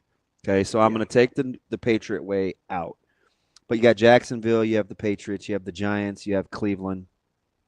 And clearly you have Tennessee. Is there a player that they could take that can overcome the franchise's, not history, but kind of as they're currently functioning as a franchise? Because a lot of times with the draft, it is all about the fit. But these are obviously some shaky franchises at the top. Oh, I agree 100%. The big wild card for me that I would love, this pick I would love for New England to just say, we're going to take the freak and we're going to go get Shamar Stewart at 4. He fits with his coach's personality. Yeah, exactly. And that's why, and you're a team that needs so much help at so many different areas. Why not start young, athletic, freaky, like go swing for the fences. And then even Jacksonville, I hate this pick, but for some reason I'm like, do it. Take Tet McMillan at 5. Oh, wow. I think that's a huge reach. Oh. But I've heard some buzz. If they get him and you pair him with a Brian Thomas Jr., that would be just personally I'm like, that would be very cool. And I've heard a few little tidbits about that, so I'm like, I don't know. You just threw my next question. I have to table this for a second. Shoot. Okay. Shane, just remind me, just say Raiders when it comes back to me. That is interesting because we have yet to get into the wide receivers, and I'm a little leery of the skill in this draft. If it were me, I would be very patient. I would try to go up front, right? I'm going to go O-line, D-line. I want to be a lot like the Eagles, which is like, why wouldn't you, like build interiorly? But right, the wide receivers seem to have so much variance in how we feel about him. And you pick the guy, one, that people have the most hand-wringing about. What is it about Tet where you think, all right, I get the comps to the negative about why he may not work. What are the comps to the good that lead you to believe he could be different with his body type and style of play? Well, he's built like Michael Phelps, where it's like his upper body, like he's so long and he's so low cut, which is unusual, where he kind of has a little That's a more. great he term. has the advantage. Yeah, he has this advantage where in the short area, he's quicker and a little more functional than a lot of these big guys. But his arms, I mean, the way he can elevate and use his length and his body control is just, he looks like a volleyball player. He looks like a basketball player, and that's what he was. So it's like you see this dude on the boundary that it's like, what? When we throw back shoulder balls, like he's perfect. This is what we want. And so he's, that T. Higgins. I don't like the Mike Evans comp. He's not as fast and explosive as Mike, but he honestly catches the ball better. Mike Evans had a lot of hands questions coming out of A&M, and even through his career, we see him with those, random drops where Tet is sure-handed. It's just, can he be physical enough and strong enough to not be pushed off his stem? And can he get off press? But the body control and the coordination is absolutely rare. So if you're looking for a guy that, we need a presence on the boundary, he's that guy. And that's why I'm like, if you pair him with Brian Thomas Jr. in Jacksonville, that's just a mess for defenses to have to handle. And this class lacks guys like Tet McMillan. We have a lot of smaller guys in, Luther Burden, Matthew Golden. Emeka Egbuka is not little, but he's lean and he's not a big guy. So it's like, if you're looking for the guy with the size, there's really only one at the top that you would swing for. All right. I got to ask one more wide receiver question before I get back to the Raiders. And this is coming from a guy that loves Golden. I mean, on him from middle of the season, at least. Yeah, just tough catches, good hands guy. They never used him vertically, though, even though they would always take their shots. And maybe I get it. It's not your strength. He was so inaccurate, past 20 yards. But should I be concerned, as much as I like Golden, that for as fast as he ran, it doesn't seem like the tape says that's who his strengths are as a wide receiver? Is that more a Texas thing, or is that a flag thing? It's so when I watched him, I was like, all right, he plays like he's like 4.4 flat. So he ran the 4.29, which I'm not buying still. People, there's been like conspiracies out there. People are slowing down the frames and they're like, all right, it's like 4.37, 4.38. Whatever it is, I think the game speed is what matters. And I think everyone thought he was around 4.4 flat. When you watch the tape, he was their Z, where it's like he's the guy that you're asking not to just run vertical all game, because then he's useless. It's just more so he's the guy that's getting the tough catches. He's running over the middle. He's making catches in traffic.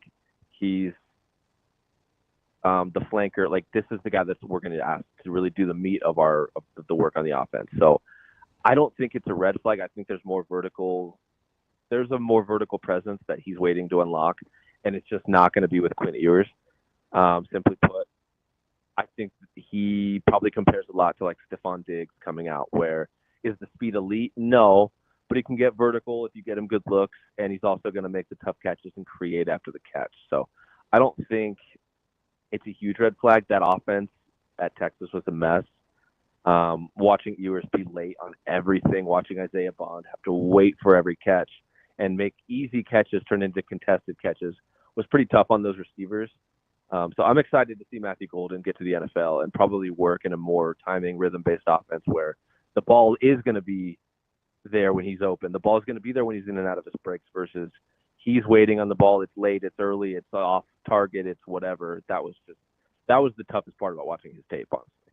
So, Justin, this is a show based in the state of Nebraska, so I do have an obligatory Huskers question here. Out of some of the guys that Nebraska's got coming into the draft, obviously no first-rounders or anything like that, but you've got Ty Robinson, who has had an interesting career, came on late as an older guy really strongly. Seems like there's maybe some momentum for him to be either, maybe an early day 3 guy, maybe sneak into day 2. And then you've got a couple interesting pass catchers in a Thomas Fidone, who tested really well, and then an Isaiah Nair, who tested really well, but maybe left a little bit to be desired on tape. How do you feel about some of the guys coming out of Nebraska? To be honest with you, the only one I did study this year was Ty Robinson. Yeah. And I actually think he has a little more in his game. I think there's a little more to Ty Robinson than I think the media realizes. I agree. I'm like the guy with okay length, not great length, but enough where you're like, all right, that's great. 10-inch hands, 6'5", 290 at the combine. Like he's got fresh legs too. He's got fresh legs. Yeah, there's some movement skill there. I'm like, to me, he was in college forever. It felt like, but I'm like, this is the dude who's going to go be part of a rotation on the defensive line, and I think we're going to hear his name called for a decade. I think Ty Robinson was one of my sleepers too. I'm glad you brought him up because, he's probably going to go day 3.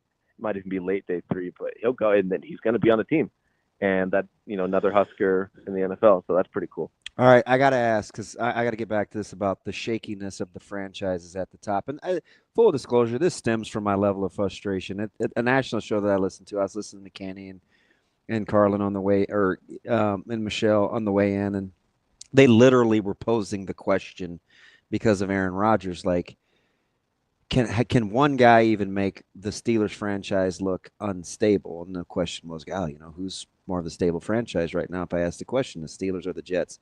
And as a Steelers fan, I was losing my mind. Like, I literally got out of my vehicle yelling, like, this is the most asinine thing I've ever heard. And I love the show. But I say that to say, because I felt like this was one of the better offseason hires and acquisitions in Pete Carroll to legitimize what the Raiders are doing. And our producer is a huge Raiders fan, and I think the NFL is better with the Raiders, and I get the division. Is he good enough, in your opinion, at this stage as a young 72-year-old to legitimize the Raiders, who, Justin, I think you know this, they have a pretty legit roster and a chance to make another impact pick. Like, can you see this franchise competing in that tough AFC West? Yeah, I think the cool thing about Pete Carroll is his age is not really like you said, he's the youngest 72-year-old alive, and he speaks so well to young players, and the culture he brings where he wants to make guys enjoy football. Yeah. And I think he does that. And then they go out and hire Chip Kelly at OC now. He's going to be calling plays. That's a unique hire because I think Chip's learned his lesson from his first stint in the NFL. And even watching Ohio State last year, he added a lot to what he does. Yeah. And I think with crafty little run game between zone and gap, like that was pretty legit. Right. They'll pop a lot of different stuff on you, kind of like Sean Payton, where it's like we have a lot. As a defense, you're going to have a lot to worry about and a lot to game plan for. And we can throw it on you anytime, any game, depending who you are, So I think this team with this coaching staff and the youthful roster they're building, I don't think they're going to be good, but I do think you might see, I guess, kind of like the Rams last year, where it's like this roster shouldn't be so hard to play against. Or even Carolina at the end of the year, where you'd look on paper and say, like, this roster isn't something that we felt like would give us trouble, but here we are squeaking out a 20-18 win or something against them. And these guys like playing with each other. They like playing for their coaches. I'm very eager to see what Vegas does in the draft, because I think they're in a weird spot where it's like they probably should trade back for more picks. I don't know if there's like a nice, easy, sexy pick for them to take at 6, but I just want them to get impact players and, get more starters, get more guys that make plays, get young, get athletic. Don't swing for safe, swing for big, swing for impact, because this team could be coming up. And Pete Carroll, I don't know how much longer he really has to coach, but it doesn't feel like he's aging. So, I mean, he could be here for another decade, I guess. I don't know. I want this to work for him, because I think this is an awesome fresh start at the best place possible for him. That's Justen Gammel, NFL draft analyst. Fantastic. Justin, awesome stuff. We appreciate the time. And hopefully you can make it the next 58 hours, 22 minutes, and 35 seconds until the draft. I enjoy our annual meeting, guys. Thanks, Nice to buddy. hear from you. Appreciate it. All right, guys. That's Justen Gammel. He's an NFL draft analyst. Are you in or out on Tet? I think I'm in. I'm lukewarm. I think I'm in. I'm not at 5. I'm not in at 5. But if you're going to take him, I made this argument a long time ago that if you're taking Travis as a wide receiver, I think I'd rather have Tet. And if you're taking Travis as a corner, I think I'd rather have Will.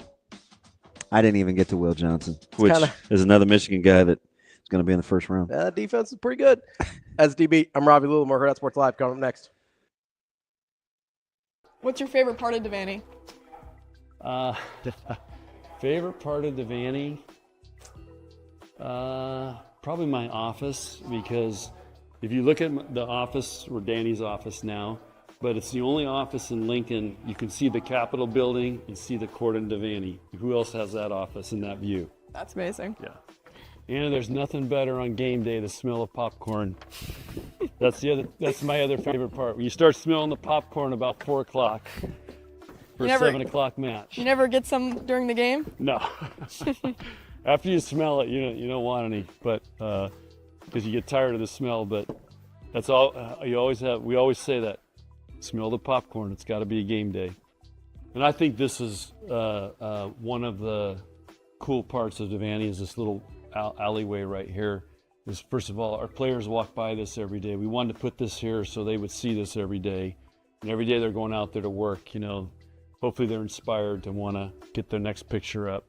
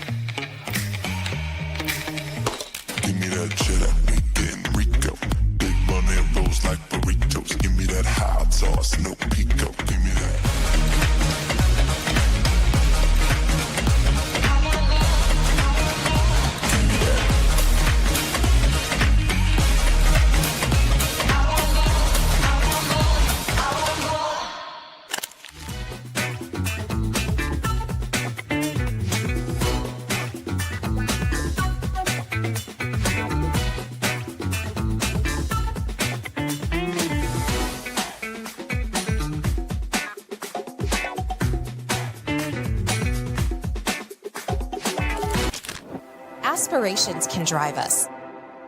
Sometimes a simple gesture is what fuels the pursuit of a dream. When it's time to make your dream a reality, we are here to help.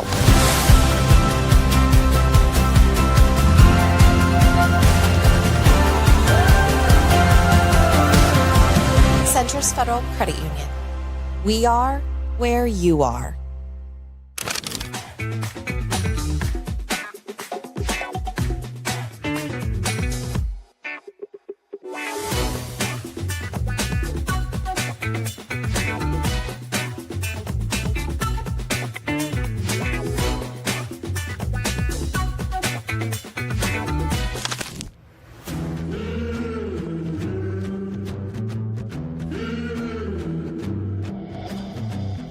Mizuno and Oklahoma State softball story is a story of growth and success.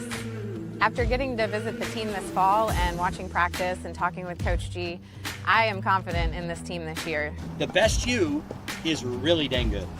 I mean, it's really good. Okay? So just be that. No more, no less. Lightning in my fingers, and I'm nice on my feet.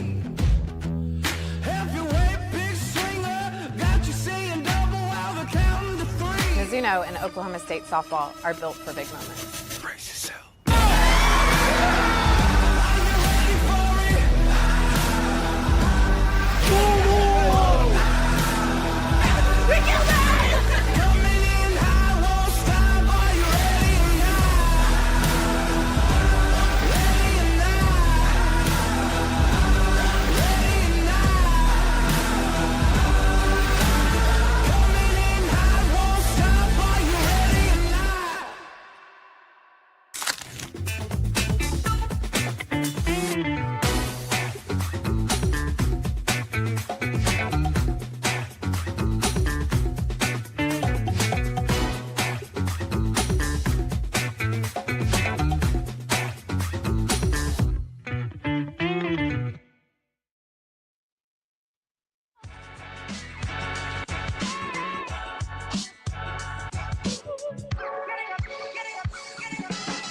You're listening to Hurrdat Sports Live.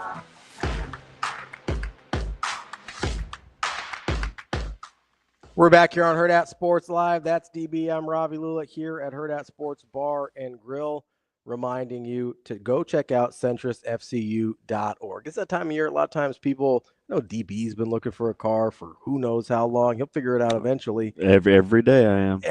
Every day he's hustling. Every day he just needs to go to centrusfcu.org. They've got great experts in auto financing to help you out. Or maybe you've got a car, you're looking at maybe recreational vehicle, motorcycle, something to maybe zip around in during the summer. They've got you covered there as well at centrusfcu.org, federally insured by NCUA. Really good stuff there from Justen. Yeah. Really appreciate his time. Gave us like 40 minutes. It went fast. It did. No, I was saying stunned. I was appreciative of his time. Yeah, I was stunned. Like that was a nice long time that he gave us there. I do have a question for you though, DB. Better not be another hard one. I don't think it is. You watch a decent amount of TV, right? Yes.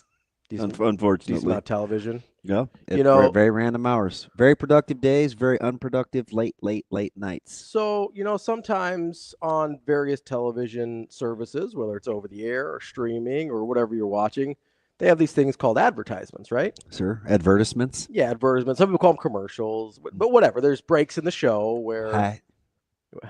What? There's breaks in the show where people pay to put their products or services on display, right? Correct. When you're watching said television shows and these breaks, is there ever something that gets advertised that you're like, oh, that's not for me? Yes. Yes. So not every commercial that gets played during the shows that you like are aimed at you. Is that correct? Correct. Because it seems like that's something that some people have a hard time understanding. Like what's for them and what isn't? Yeah, because let's say for instance, if you're a like political season, there's probably going to be a lot of stuff during political season Sure. that you're and not. Shane, you're like, that's not for me. Even less polarizing than that. They say, let's say that there's a Toyota commercial, and I'm like, nah, I'm really more of a Jeep guy. That's fine. It's okay. I want a car, yes.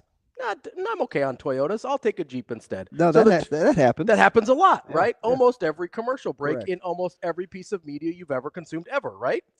Oh boy, where are you going with this? Well, so it seems like there's a. Oh Lord, I feel like I've been set up. It seems like I might have walked you into that one. It seems like there's some confusion on the stream, and I'm trying to help out here because, we've tried to answer a couple times in comments, but people seem to wonder why there's an Oklahoma State softball commercial in our breaks. Lord, you did walk me into this. If you're a sports media company that's good at what you do, which we are, Right. not us specifically, but other people that work here Yeah. are very talented. And sometimes people want you to make things for them because we're good at what they do. And they're like, hey, we would like you to make some of that cool stuff for us. Sometimes there's even a local connection. I don't know if you've ever heard of a softball pitcher named Ruby. Yeah. She's from here. I don't know if you know that. She played Malin? Ruby Malin. Yeah. A really good softball player. She's fantastic. Played at Scott. Top 10 in the country in strikeouts. Is from Omaha. As is Jordy Ball, another famous Also Omahan. true. But so she's down at Oklahoma State. Yeah. And sometimes, when there's a connection to a place and you're really good at what you do, people want you to make things for them. And not everything that is made is for you necessarily. That's okay. You're something else. But Angry Ravi is the best Ravi. I'm just trying to I love Angry Robert. walk people through kind of the thought process. Why don't you just say Mizuno pays quite a bit of money for us to produce content? They do. That's my point. And we're very talented at what we do here. A lot of people are vying for services. We have a great partnership with Mizuno and Oklahoma State. We also have a connection to Oklahoma State with Ruby Malin. Yeah. This is not as much of a stretch as people think. And I don't know if you know this, Oklahoma State softball is a pretty big brand. The last 5 College World Series that have been held, Oklahoma State was a participant. This is a large national Did you scale. really need to draw me? I feel a little warm. Yeah. Did you really need to draw me in? I felt like I did because I feel like I've explained this several times. Mm-hmm.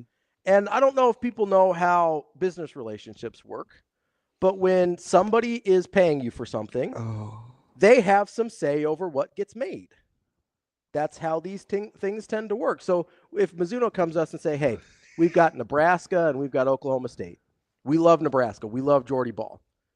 We've been with Oklahoma State for a really long time as well. So we better take Oklahoma State's been to the last 5 College World Series. We think they have a chance to go again this year. Let's focus on Oklahoma State this year. We think we're going to have a long and prosperous partnership. Maybe we focus on Nebraska next year. But Jordy Ball's coming off an injury. Maybe we don't know how it's going to go this year. Let's give it a year and see how it goes. You want to put your money in a place where you feel like it's safe. So I just, I don't think it's that much of a stretch to understand how these things happen. But it seems like there was some confusion. I was trying to help out. Can I give you a better example? Don't let Kobe gas you up, because I was getting ready to say Nebraska softball is coming. Nebraska softball is very good. I meant in this similar vein as to what's yes, I would imagine that's a pretty safe bet. Yeah. Can I give you a better example than political? As a Raider fan, I get really sick and tired of seeing Chiefs commercials. I see Hy-Vee Chiefs commercials. I see Patrick Mahomes pimping everything under the sun. What's he do, Scotty? Scotty, Scottie Pippen is pipping everything. Didn't he say Pippen? Yeah. Under the sun, and I get sick and tired of it. There's no love for the Raiders. Junior or senior? Scottie Pippen. All of them. I think both. I'm you guys tired of it. I think both of you guys. I'm just trying to help people understand. I think you have some issues. I was trying to help people I understand. think you can talk to some people about that. And I understand that a lot of our Patrick Mahomes need to be in every single cell phone commercial? Probably not. I think he does, actually. I don't know how anyone would buy a cell phone without Patrick Mahomes. Are you going to the store thinking about buying meat and thinking about Patrick Mahomes? I mean, with Hy-Vee. Don't read Avery's text either. I'm not gonna. Isn't she stealthy? She'll low key say something, and you're like, yeah. Oh, that doesn't fit. Yeah, but it kind of does. Yeah, it's burnt. No, don't do that. That's all. I just wanted to help explain. That's a Ron Burgundy moment. Just wanted to help explain. I'm Ron Burgundy. Just want to help explain. At some point in the future, we would love to. We'd love to do something similar with Nebraska. It'd be terrific. Yeah. So there you go. That's all. I have a question. What's that? Is this recency bias, or is this seem like a draft? And I know you're mad about the countdown, right? It's a little. I'm not mad. I just think it's silly. And it seems like it's been going on because, unfortunately, we're in front of the television a ton. Yeah, you have to be. Right. Yeah, that's part of the job. And we see the similar headlines almost every day, almost for 4 months. Mm-hmm. So I'm sure you're ready for this thing to come to a nice screeching halt. But do you remember a draft with so much potential boom bust volatility at the top? Does that mean it's not a very good high-end draft? It's a deep draft, not star-studded, just varying a bit. Like this draft is all over the place. And you just heard Justen talk about it. Mm-hmm. I know nothing more than I knew 3 weeks ago or 4 months ago. Some guys still have second round grades on guys in the first round. Like the range is incredible. I heard a NFL draft analyst, I believe, or he's not a draft analyst, he's a quarterback coach. Quincy Avery, I believe his name is. Yeah. He was on a podcast that I was listening to. You just wanted to bring up Avery again, didn't you? And he said that's a different Avery. Oh. Avery Howard. Much different spelling, too. Very talented. Avery. E. Yes. And, first name, last name. It's a little different. That's okay. Specific. Both good at what they do, though, in different ways. But Quincy Avery is on, I think it was with Ryan Rousseau, and he was talking about how outside of Cam Ward, the highest grade in any other draft that he would, or in any other context that he would have on any of these quarterbacks was a day 3 grade. Like, he didn't think anybody besides Cam Ward deserved to be drafted before day 3. But he believed that we were talking about maybe 3 or 4 guys that would get drafted in the first 2 days. Maybe 5 if it depends on where you feel on Shuck and Milroe. And that's, I think, a really good, obviously we know this quarterback class is not great. But let's just, but I think it's a good microcosm for the draft in general. Let's not, because you don't even have to stretch the quarterbacks. We know we can't arrive at something there. Yeah. How about something as simple as Mason Graham? Sure. Or as simple, allegedly, as Tyler Warren. We can't even agree on top 10 picks. 100%, yeah. I think it is how are we to the point where we're talking about if Mason Graham at 5 to Jayville is a crapshoot? So I think the way I would describe this draft is a robust middle class. Oh. So I think the top end is a little sketchy. I'm sure there will be guys, and my guess would be most of them aren't going to be drafted in the top 10 picks. I'm sure there's going to be guys that are really, really good players from this draft. I don't think there's any consensus. We can't decide on wide receiver 1. We can't decide whether Will is the first corner Will off Johnson? the board or not. Well, it depends on what you consider Travis. He won't be the first corner off the board if you're putting Travis at corner. But yeah, I don't know. And maybe it is recency bias because it's current and in my face right now. It just seems like there's just a ton of volatility. So let's try and think of the places where there's consensus. Okay. There's the only consensus we have is at 1. And I would stretch it a little further that I think we know the first 3 picks. We just don't know the order. So let me think about it this way. So not the consensus of who's getting drafted where, but the consensus of who's good. Right? Even Cam Ward, who's the consensus number 1 pick. There's red flags with Cam Ward. Right? Like, he's not a guy that you look at as a no-brainer. I think there's people that say, yeah, he's definitely the best of this class and probably the only guy with a true first-round grade, depending on who you ask. But he's not a Andrew Luck, surefire, even guys that don't work out, right? He's not a surefire, we feel great about this pick.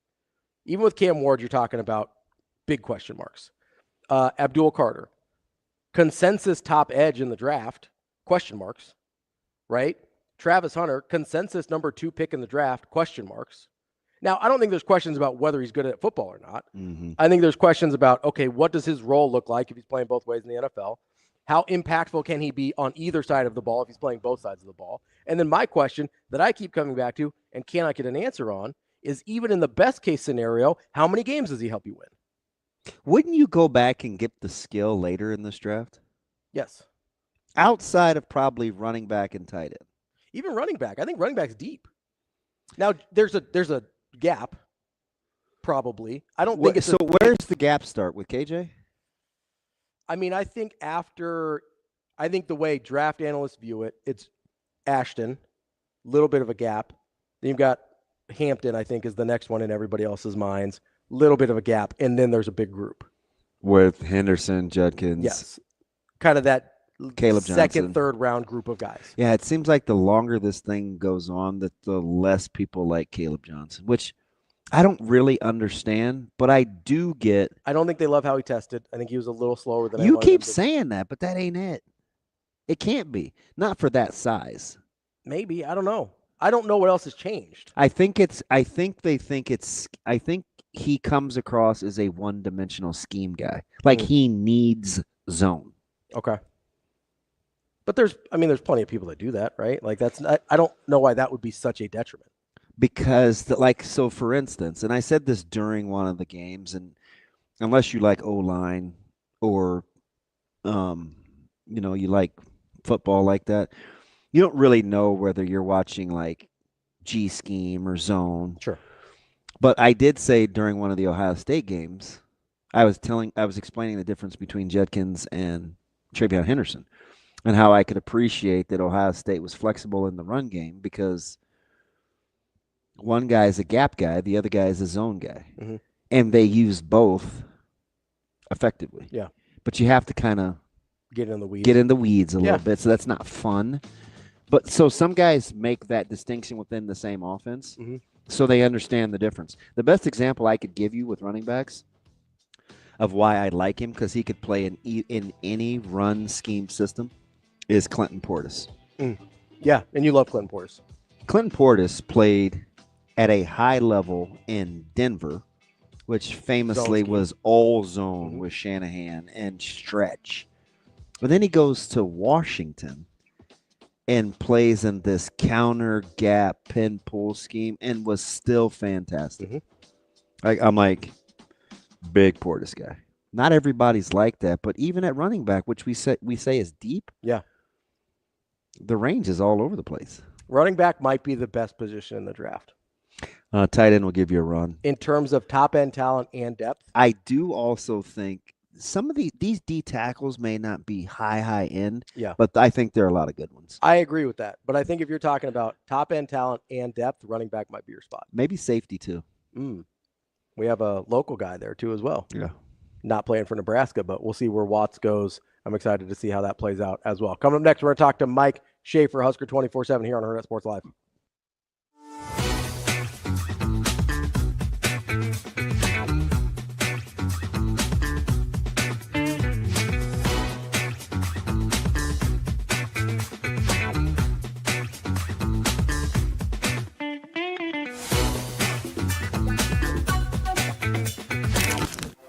Aspirations can drive us. Sometimes a simple gesture is what fuels the pursuit of a dream.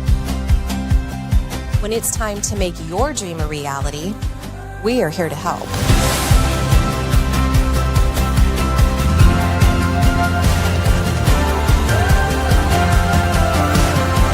Centris Federal Credit Union.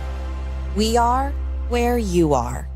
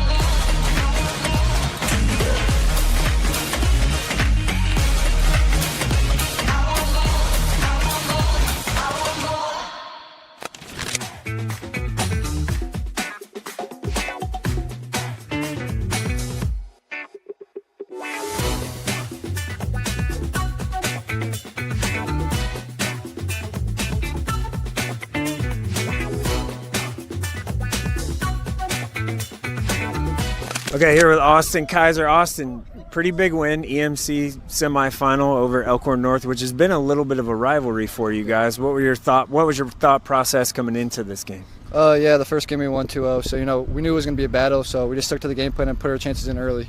Yeah, well, you put your chances in early for sure with a hat trick. So what were you seeing out there? I guess what was open for you? Yeah, they started man marking me at the start of the game, so I tried to get in behind and it worked. And then Rowan found me 3 times, I think. So yeah. It was all 3 for him, yes.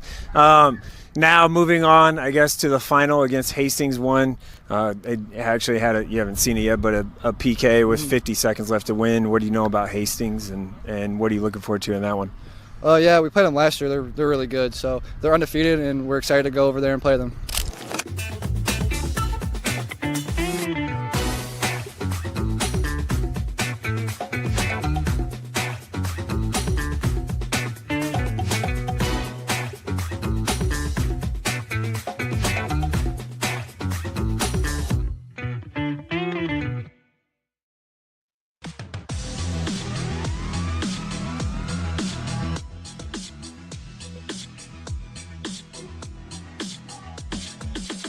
You're listening to Hurrdat Sports Live, covering Nebraska football and recruiting for 24/7 Sports. Here is Mike J. Schaefer. Yeah, that's a grown-ass man right there. Mike Schaefer. I don't know. There could be bacon involved. Mike Schaefer. I appreciate it, guys. Thank Brian Edwards for me. Here is Mike Schaefer. Kicking off hour number 3 here on Hurrdat Sports Live. That's DB. I'm Ravi Lulla, presented by Centris Federal Credit Union. We are joined now by Mike Schaefer from Husker 24/7. What's up, Schaefer? Not a ton. How we doing today? Oh, we're out here. We're out here, right? Nothing, DB? You good? I'm good. I am fantastic. It's a little chaotic out here, Schaefer. We've got there appears to be a situation brewing at the theater down the street from where we're at. There's a lot of heavy law enforcement presence, so we're not really sure what's going on.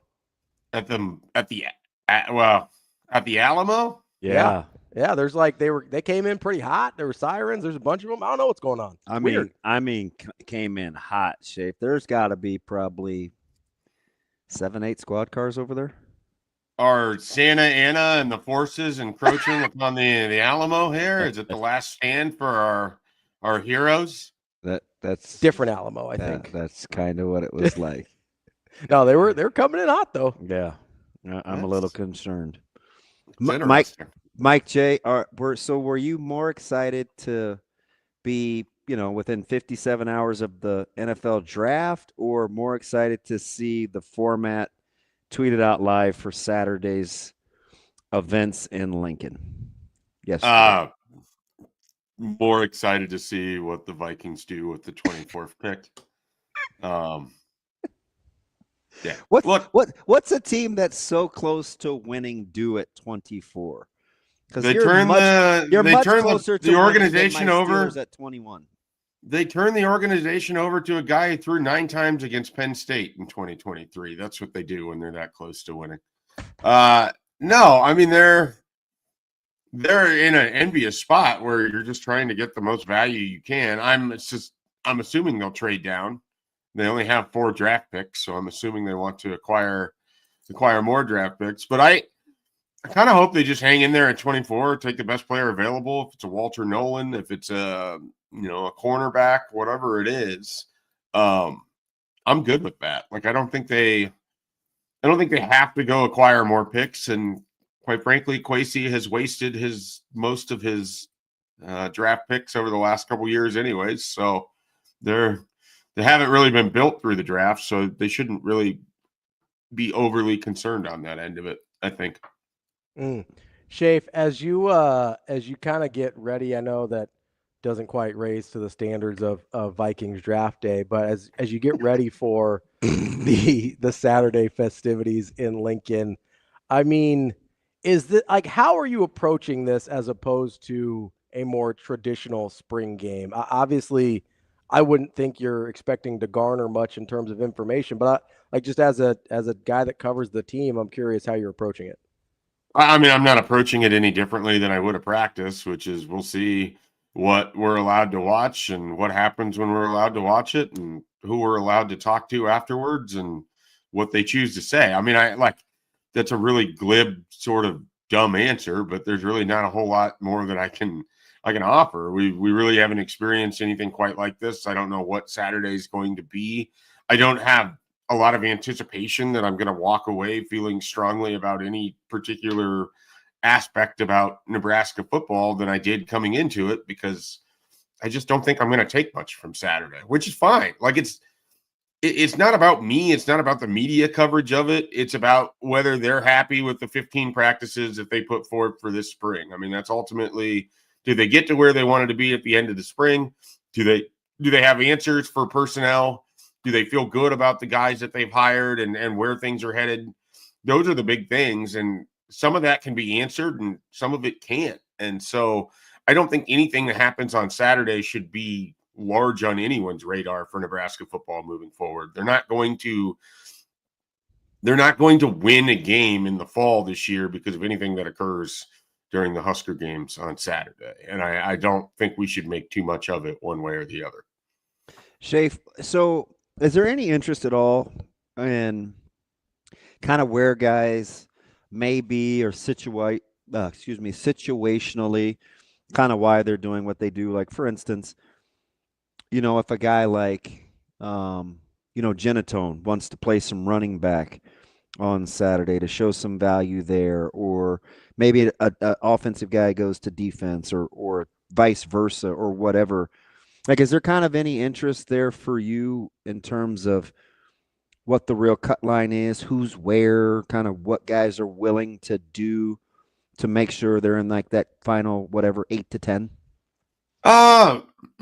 If there was like a condensed list that was passed out, which they're not going to do, but if like I knew who they were really sort of clued in on for these final few spots, yeah, that could be really dramatic. That in itself would be a fascinating thing to cover. We're not going to get that. We're not going to be given the sort of answers, if you will, about who's really fighting for what spots and what's going to make them stand out. So yeah, I mean, there's the intrigue of, okay, can this person make himself more valuable in different ways or whatever it is? But again, without knowing what was occurring in the previous 14 practices with these individuals, I don't want to just assume if a guy has a nice day on Saturday, April 26th, that he's guaranteed for the 105 or that he's destined for stardom at Nebraska or anything of that nature. So there's going to be intrigue about what this all looks like and if guys line up in different spots or if they're trying to maximize their value, whether it's at Nebraska or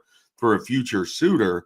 There's certainly going to be intrigue in that regard. But what it actually means for the program, I think is going to be really hard to suss out. So, Schaefer, I'm curious. I'm going to switch gears here on you a little bit.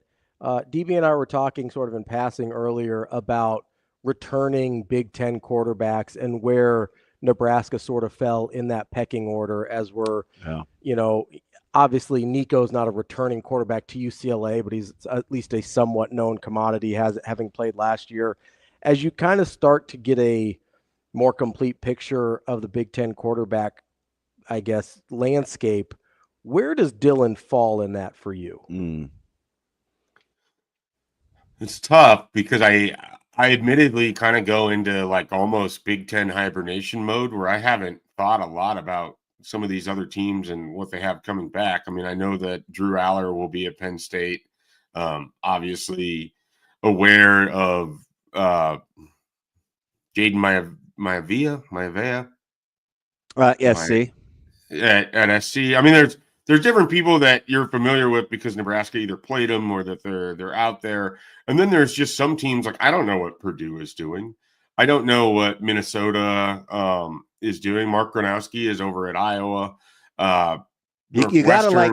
Do you like Damon Williams at Washington? He may be one of the better kept secrets. I think. I think he's gonna be pretty good.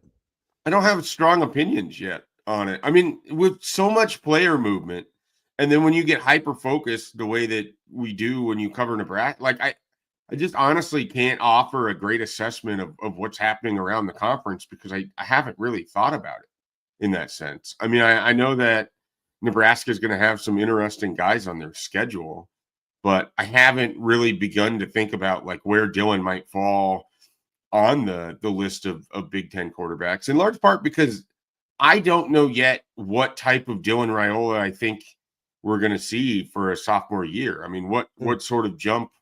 I mean, is this a guy that can go up 2 levels? Is this a guy going up 1 level? Is this a guy going up half a level?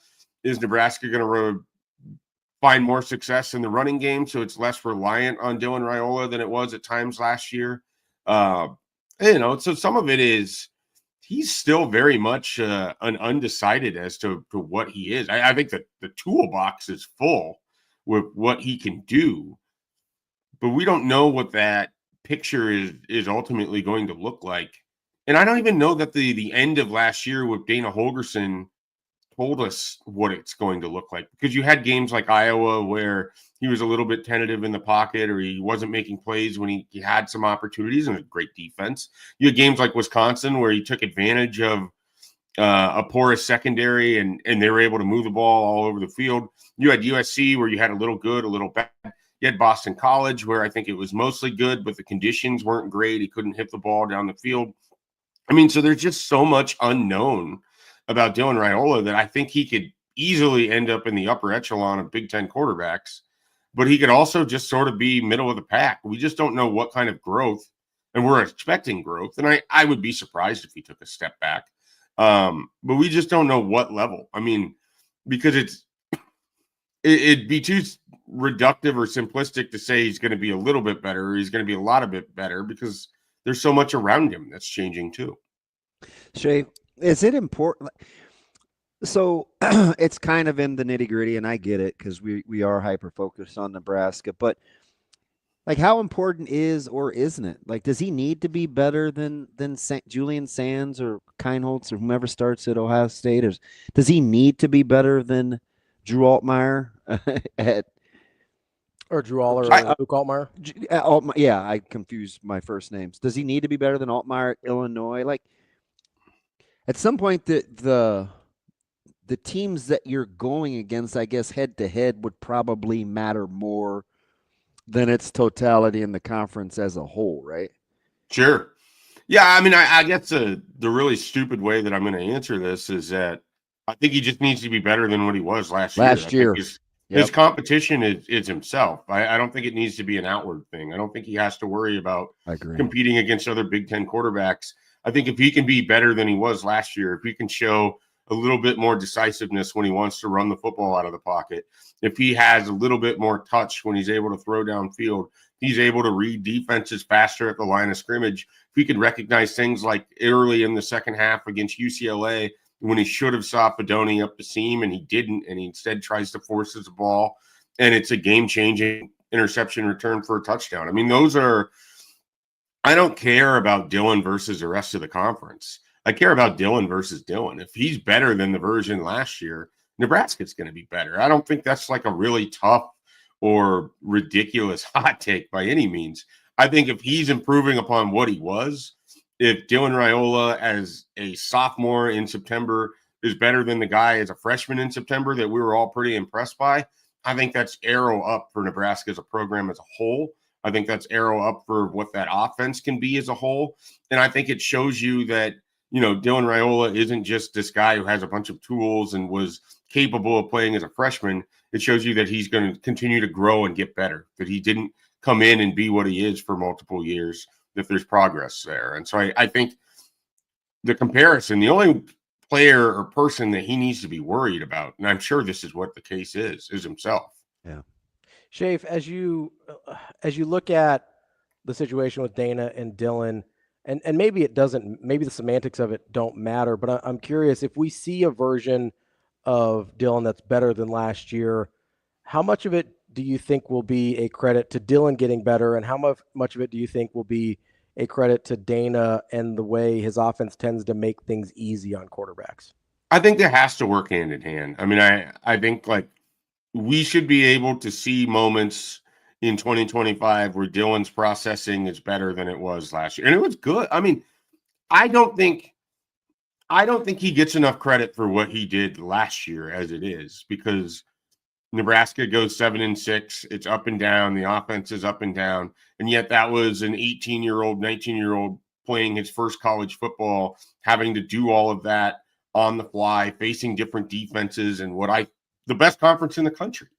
I mean, it was the best conference in the country last year, and he's doing this for the first time. And so I think he doesn't get enough credit for what he did last year. So if we see improvement upon that, I definitely think it's going to be a continuation of his own growth as a player, but also just an offensive coordinator who might be better tapped into utilizing his skill set, or an offensive coordinator that is really good at counterpunching. I think one of the things that Dana Holgorsen is going to be able to do for Nebraska, and has stood out to me when he talks, is that he doesn't care about the style of what it looks like. If a team's going to load the box, then he's going to throw to the edges of the field and beat them that way. If a team is spread out completely, then he's going to have 4 wide receivers and run Emmett Johnson up the middle. And so I think the fact that you have a counter puncher as an offensive coordinator that can look at what the defense is doing and come up with ideas for how the offense can continue to move the ball is going to help Dylan Raiola grow in his game. It's going to help Nebraska overall. And so it has to be in conjunction. I don't think it could ever have just been Dana's here, he gets the 2024 version of Dylan, and he's that much better now. He's going to get 2025 Dylan, and 2025 Dylan gets to work off of what he learned as a player. And now he gets to have Dana Holgorsen as a play caller. And that's kind of, if you're high on Nebraska and what they can be in 2025, it's that relationship and those two working off of each other that gives Nebraska a pretty high floor offensively, I think. So, Schaefer, how much of what you you envision happening or you're trying to project that's going to happen? I want to go over to the other side of the ball because it's strange. Holgorsen gets a lot of it's not even benefit of the doubt. His track record lends itself to us saying, I already like the quarterback's talents. He's with a proven offensive coordinator. Okay, I kind of like I trust the direction the offense is moving. We're obviously a little more reluctant defensively, but is it because of the people coaching the defense, or is it because they have so many movable pieces? Is it both? Like, why does offense get in your opinion, more of the benefit of the successful doubt than defensively? Who would be the offensive equivalent or the defensive equivalent of Dylan Raiola and Emmett Johnson right now? Because, you have two guys that are flash individuals on offense. I don't think we can say that. Okay, this might be blasphemy, but I don't think the production from Dylan warrants any more of the benefit of the doubt than, let's say, Van Poppel or Sierra Wright, or even in his limited role, even Javen Wright. And in my opinion, is it because? And listen, I think Dylan is going to be really, really good. I am a little surprised that statistically, I get the 71%, but the 13-11, the holding the ball a little, like he way gets the benefit of the doubt, and I do think he's going to be good. I'm just surprised that some of the defensive flashes that we've seen, like those guys don't, because I think they're comparable. Can I give you an obvious pushback, though? Yeah, for sure. Just look at the total number of plays Dylan has over 500 to do snaps, versus any of those defense. It's not even close. Yeah, that's legit. So small sample size, Sierra Wright was incredible last year. But does that mean that he is going to be incredible over a larger But you also run? have so let me give you one right back. So with over 500 snaps as a freshman, 13-11 touchdowns to interceptions is ample enough time to not have it be a one-off, if you want to look at it that way. Fair? Yeah, no, I think that's fair. And I think some of it is the construct of, as a quarterback, you're also reliant on what you have around you. You're reliant on the play call and the situations and everything else. 13-11, I don't look at that as, oh man, Dylan should have had 8 more touchdowns because of this, and this. I more view it as emblematic of that was an offense that really struggled to finish drives and to finish with touchdowns instead of field goals attempts. And Dylan's a part of that. But so is the scheme. So are the receivers being able to get open or make plays when they are open, or finish when it's 50-50 ball and come away with the touchdown catch instead of the interception. So it's reliant on that too. I guess when I look at it defensively, and it's also still part of a system, you need the other 10 guys around you to be a good defensive player. I don't know that there's any player yet that I think has the upside that we think Dylan Raiola has defensively. And maybe there are, and I'm as high on Riley Van Poppel as anybody, but we still need to see it for a longer duration of time. And we need to see it kind of break through more than it has. Same with Javen Wright. I think Javen Wright is a comparable to like an Emmett Johnson, where that's emergence, what I would give. In an emergence sort of thing, like those guys came on really strong in a limited opportunity. Let's see what it looks like when they get more. What does Emmett Johnson look like with a starter's workload for 12 games? What does a healthy Wright look like and on defense for 12 games? I mean, that could be a really fascinating player, but we really haven't been able to see that. He did it mostly in 2023, and we saw he was a bit of an eraser. I mean, that guy made plays, but does that mean, can we get that? And there's guys on defense I'm really excited. Like Willis McGahee is someone that I am very, very excited about. Like I think there is a ton of upside. I mean, isn't Shavers Emmett? Yeah, and that's another one too. Like there's all of these guys, but there's not, like, you don't have someone that has a wealth of experience defensively aside from Deshaun Singleton and Malcolm Hartzog, I guess, have played multiple seasons. But even then, Singleton's missed time or he wasn't a starter initially. Hartzog has kind of bounced around roles. Like I feel like there's a lot of question marks and guys that haven't had the full run of opportunity on defense in a way that makes me as comfortable yet as where I think the offense is, which is weird because it's not like the offense lit the world on fire.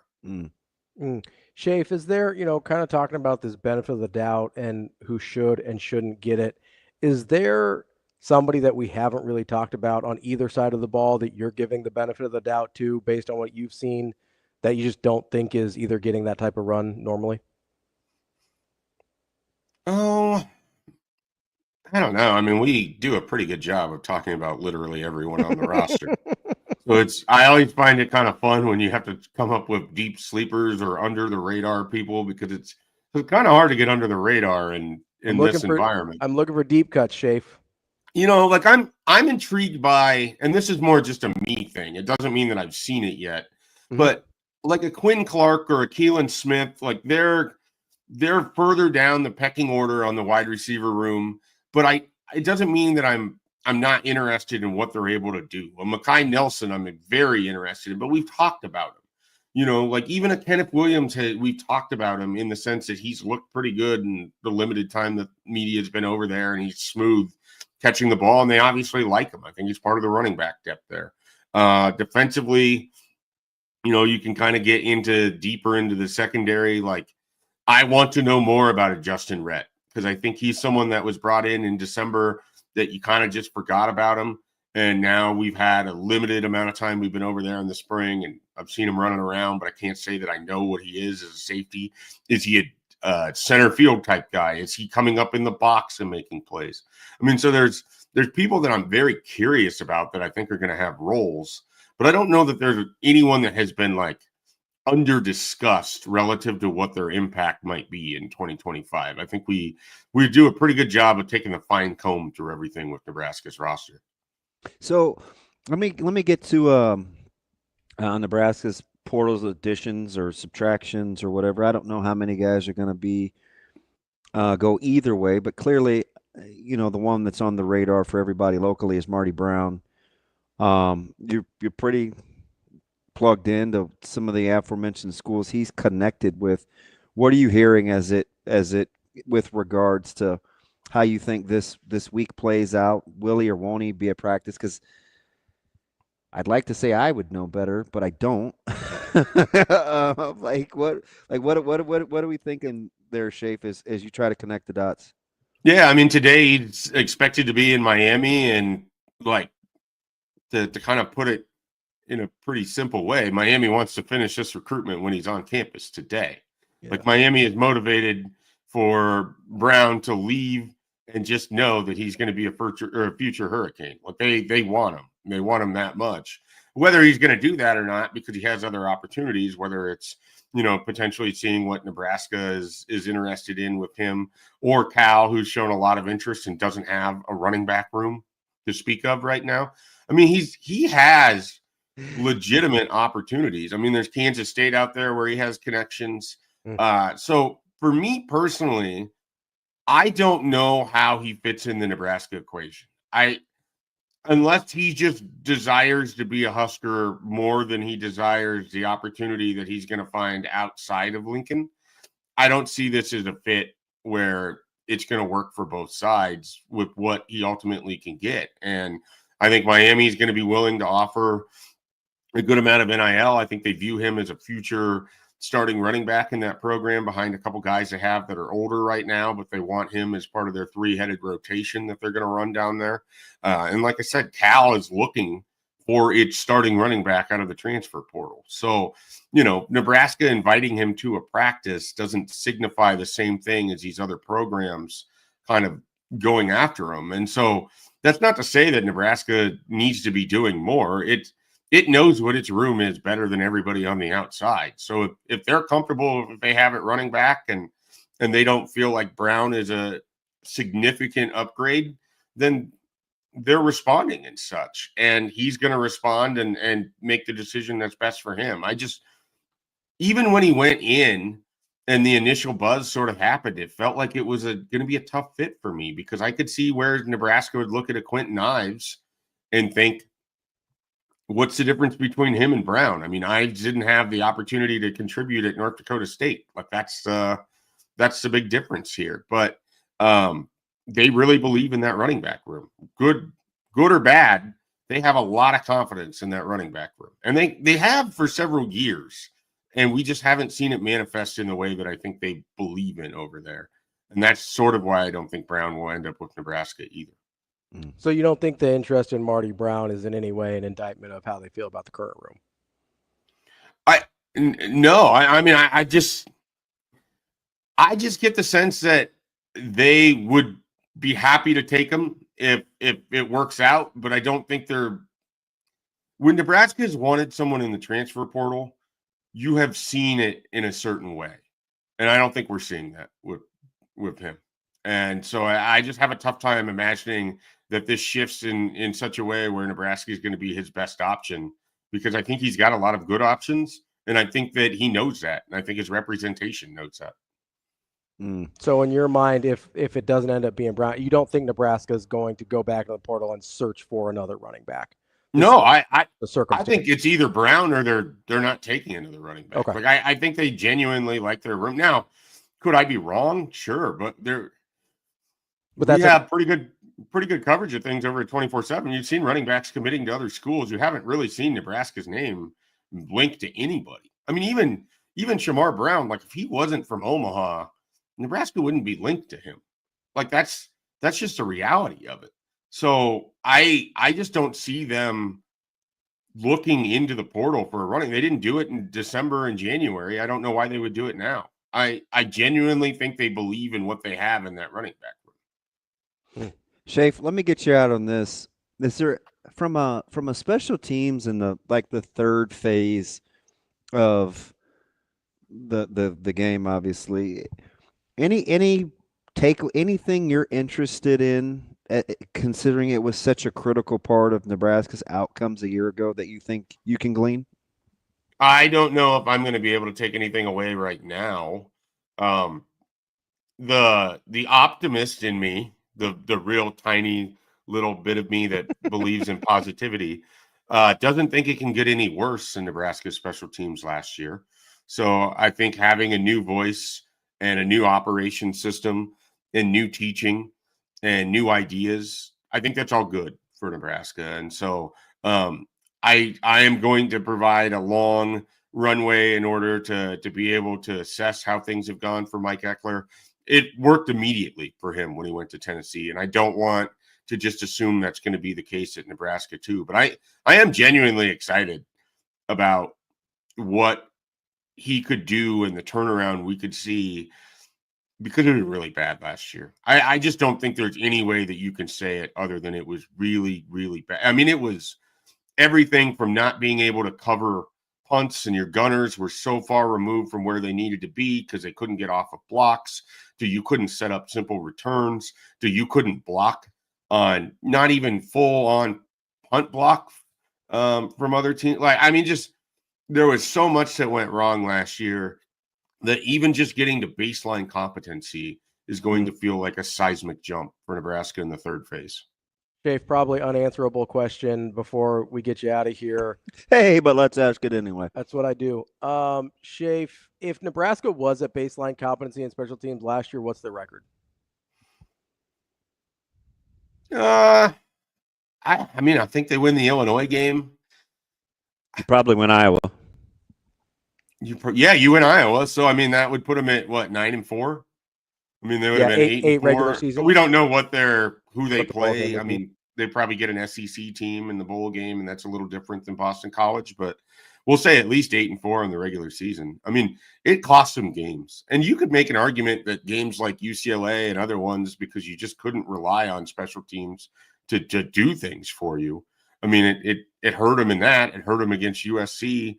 And not just because of kicks or anything like that, just field position. I mean, it hurt them in all the games they played in. Who's to say they don't beat Ohio State if they didn't have a better day on special teams, or someone makes a play on special teams? I mean, so it's not just the ones that stand out because you missed a kick here or there. It's the entirety of the season. You went into every game being the worst special teams unit in the game. And that's really bad when you're playing in a conference like the Big Ten, where the special teams is a huge part of the whole thing. That's Mike Schaefer, Husker 24/7. Schaefer, great stuff as always. Appreciate it. We'll talk to you soon. All right, guys. Take care. Thanks for having me on. Yeah, I think it's 2 directly without having to extrapolate anything at all. 2 wins. Yeah, like that. Without having to stretch anything. Yeah. Like no Bikram yoga there. And I would take Iowa over Illinois. Yeah. But it's both of those for sure. 100%. That's DB. I'm Ravi, Lulla, more Hurrdat Sports Live. Coming up next.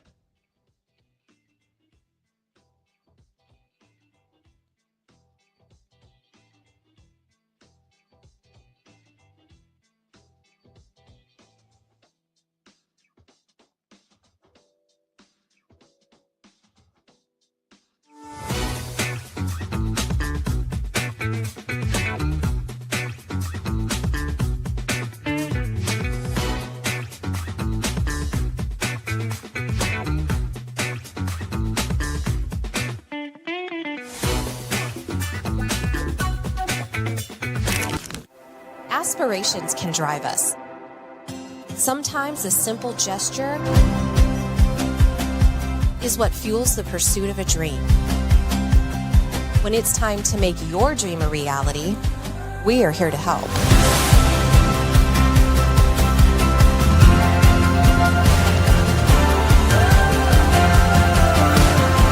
Centris Federal Credit Union. We are where you are.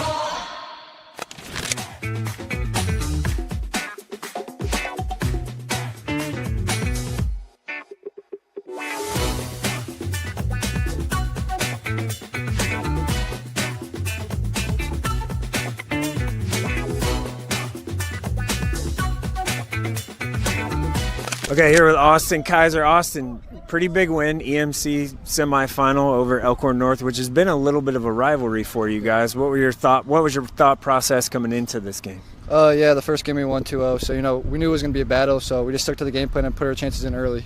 Yeah, well, you put your chances in early for sure with a hat trick. So what were you seeing out there? I guess what was open for you? Yeah, they started man marking me at the start of the game, so I tried to get in behind and it worked. And then Rowan found me 3 times, I think. So yeah. It was all 3 for him, yes.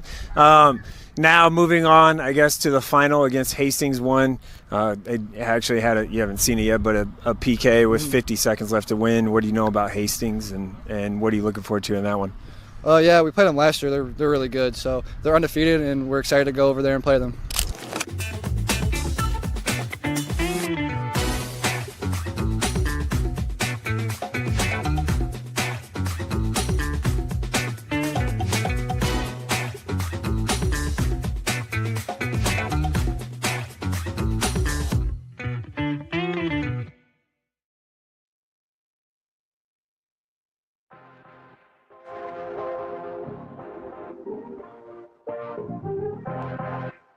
You're listening to Hurrdat Sports Live.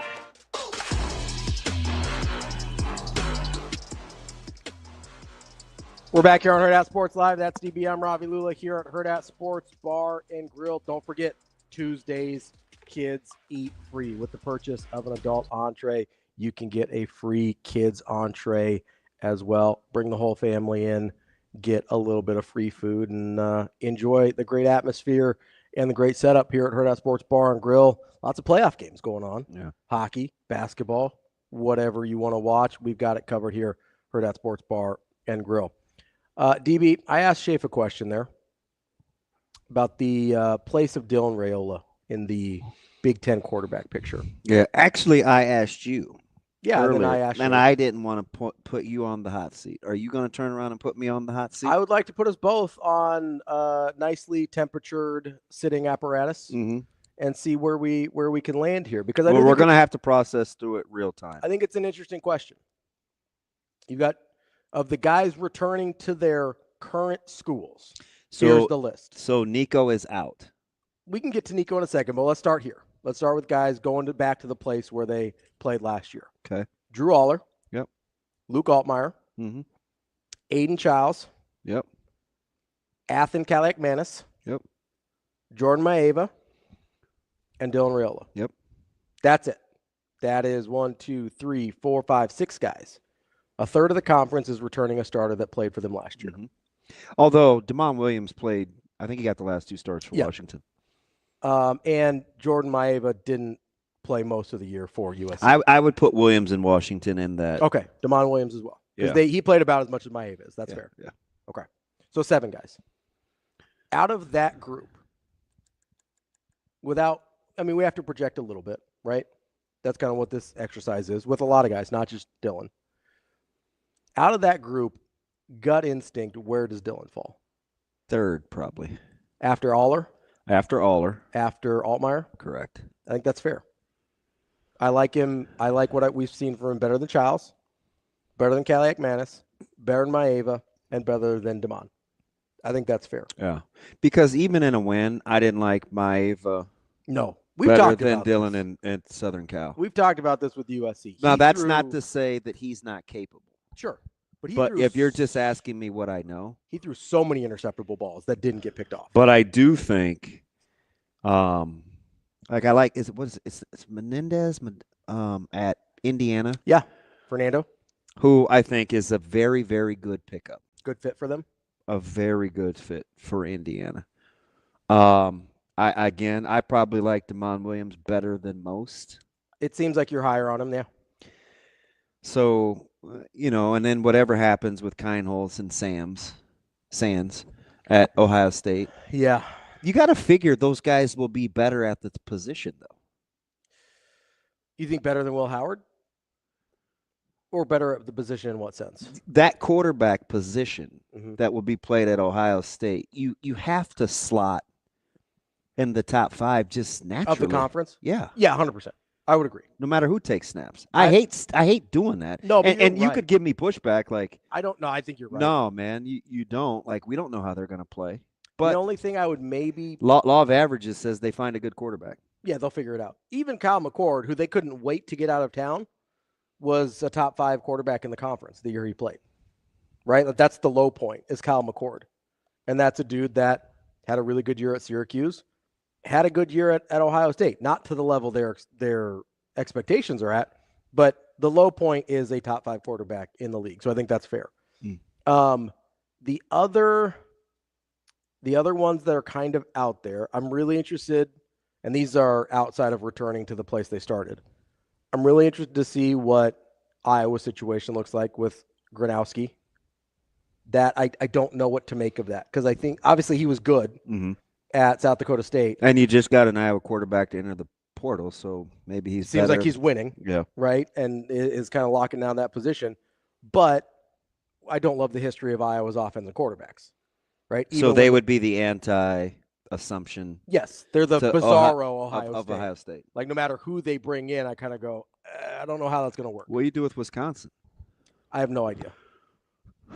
I don't think they've done a good job with. Now I don't think they. I was never a Tyler Van Dyke guy, right? So I don't really know what to do with that. But I don't know that they put guys in great positions anyway. So I have really, and they've got a new offensive coordinator as well. I don't really know what to do with Wisconsin. I think they're a total outlier. That to me makes it challenging, like Schaefer said, challenging to a certain extent to slot some of these guys against some unknowns. But if you're going, okay, you got Nico at UCLA. I am really interested to see what that looks like. Because like you, I'm sort of rooting for their demise because they don't seem to value the things that I care about, and I don't want them to be rewarded for it. Yeah. That's part of the reason I tend to root against Dion. Doesn't seem like he values the things that I value, so I don't want him to do well. Do you want to go through his portal list of additions that he needs? As everybody, except a quarterback. He literally, I count, it was every position.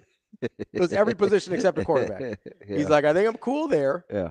They brought in Caden Salter, and then they've got Julian Lewis, right, as the true freshman. So he's like, I think I'm cool at quarterback, but after that, he named literally every position on the field. Yeah. So I don't feel great if I'm Colorado. Kudos on him for putting out the one ad in the newspaper, open for business. But yeah, I don't know if you're feeling good about that. So I don't know what to do with Nico at UCLA because I think he's capable. I don't know if he's as capable as some people think. I also think he was despite what his family was telling people, I actually think being in a Josh Heupel offense is a pretty advantageous position to be in. History would tell us that those quarterbacks perform well. Now, at least in college. You want to have a discussion about what they do in the NFL, whatever. But at least in college, those guys perform well.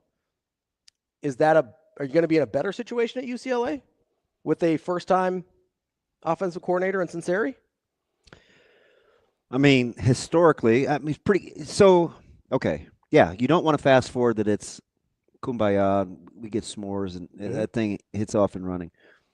History says it's got a chance to be successful, though. So you have to buoy that, right? And understand full well that, man, listen, humans are the single greatest variable on the planet. So you don't want to assume anything. But I am also the same guy that just said, you got to assume whoever plays quarterback in Columbus, that position is going to be played pretty well. Yeah. Do you like the talent around him better at UCLA versus Tennessee? No. Absolutely not. I don't. Right? So he hasn't really put himself in a position to take the next step necessarily. Well, and I think the most difficult thing about what he's doing is he's playing in a league where he may not be afforded the same safety blanket that he was at Tennessee to just be able to run the football. I think he's going to find it very tough sledding. It is hard to run the football in the Big Ten Conference. Yeah. Teams are built to stop the run. And it's not him personally, but the offense. Yeah. Yeah. That was because Tennessee leaned on that. That was his safety blanket the last half of the season. Hand the ball to number 6. Because they ran the ball, 65% of the time, basically? Yeah. Like it was And you can do now. We've seen teams do that. What I'm saying is, without the dynamic wideouts outside of a couple of schools, you don't have the balance. I mean, even Milroe, to keep people honest a little bit, as a poor passer, had ridiculous targets. Sure. So you have to keep them honest a little bit. Ole Miss, ridiculous targets. 100%. Now, I was going to say Georgia. They dropped the ball a lot, but I mean, guys just have guys they can throw to. Yeah, I mean, guys even Missouri that you had, have to honor. So it's a little different, sure, in the Big Ten in that regard. So I just think being able to line up and run, you have to be built that way. You have to be built up front like Minnesota. You have to be built up front like Iowa. I don't know if UCLA is there yet. So that would be the, hey, careful. Yeah. Now with careful what you wish for. You do need a little bit more balance in this league because I think the assistants, they're just so it's really, such really a good. well-coached conference. Yeah. Because if you concede the talent disparity, however fine or large you think it is, and the advantage goes to the SEC, then you also have to concede. Then the you coaching also have to disparity. concede that the coaching must be pretty damn good in the Big Ten. Well, I mean, we've got numbers on this, Because right? we look at head-to-head, like we've just seen it. Adam McClintock has given us hard numbers on this. Yeah. He has sent us that talent-wise, through their metrics and everything they do at Matrix Analytical, that the SEC outpaces the Big Ten. They outpace everybody in the talent that they acquire. In overall success of the conferences, the Big Ten is slightly ahead of the SEC. The disparity is that the coaching disparity between the Big Ten and the SEC is even larger than the talent disparity between the SEC and the Big Ten. There's hard numbers to back that up. So you're right when you say the assistants and the coaching in this league are so good that you have to be a little bit better. Yeah. You have to be a little bit more balanced because nobody's going to make it easy on you. That's why having, I think, Dana Holgorsen for a whole offseason and a whole year is going to make a huge difference for Nebraska. Dana Holgorsen would be an upgrade at offensive coordinator for almost everybody in the country. Like there's a handful of schools that have a guy of equal or better offensive acumen than Dana Holgorsen, but it's not a lot. There's not very many of them. Yeah. That's a huge win for I Nebraska. like that. And so you've got this guy who has this coaching acumen, who can do a lot of different things despite what people assume his reputation is. He's a really, really smart guy, even if Nebraska's talent is equal. That's why I asked Schaefer the question about Dana versus Raiola in terms of if we see improvement this Were year. you vibing with that though? I think Dylan can be the exact same person he was last year. I do not, but carry on. I'm saying My wayward son. I'm eliminating variables here. So if he's the exact same person he was last year, but you get a whole year of Dana Holgorsen, it's going to look better than it did last year. Yeah. Now, I don't think Nebraska can reach their goals unless Dylan is also better, but the offense will look better just from having Dana here for the whole year, even if Dylan's the same. That's my point. I think. I do not. I think he will get wide receivers open in a way that helps him out a lot. So if nothing else, you can't be 1.1 to 1. You can't be 1.2 to 1 in touchdowns and interceptions. Right. You just can't. I understand that. My point is you cannot. The numbers will look different even if he's largely the same guy based on offensive scheme. I don't know what that would look like, though. What do you mean? So if you're not better statistically, what do you mean being the same guy? I mean, having significant growth as a player. Like we've talked a lot about, hey, he needs to, part of the reason we want him to be in better shape is so he can move around a little bit better. And, we want him to make, we want him to not hold the ball quite as long and do some of these things.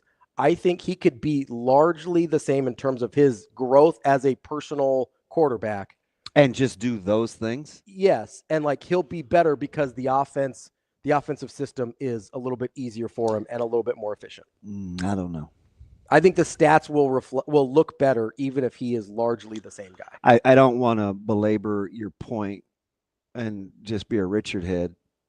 I mean, I get your pushback. But it's legit chicken or egg. Yeah, it is. It is. Right? So I don't want to necessarily have that kind of ping pong.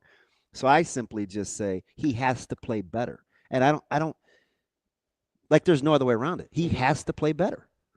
Yeah, I think I'm looking at it from a standpoint of, again, if Nebraska for Nebraska to reach their goals, which is, for me, my goal for them is 9, somewhere in the 9 range. I think that's a legitimate, real goal for them.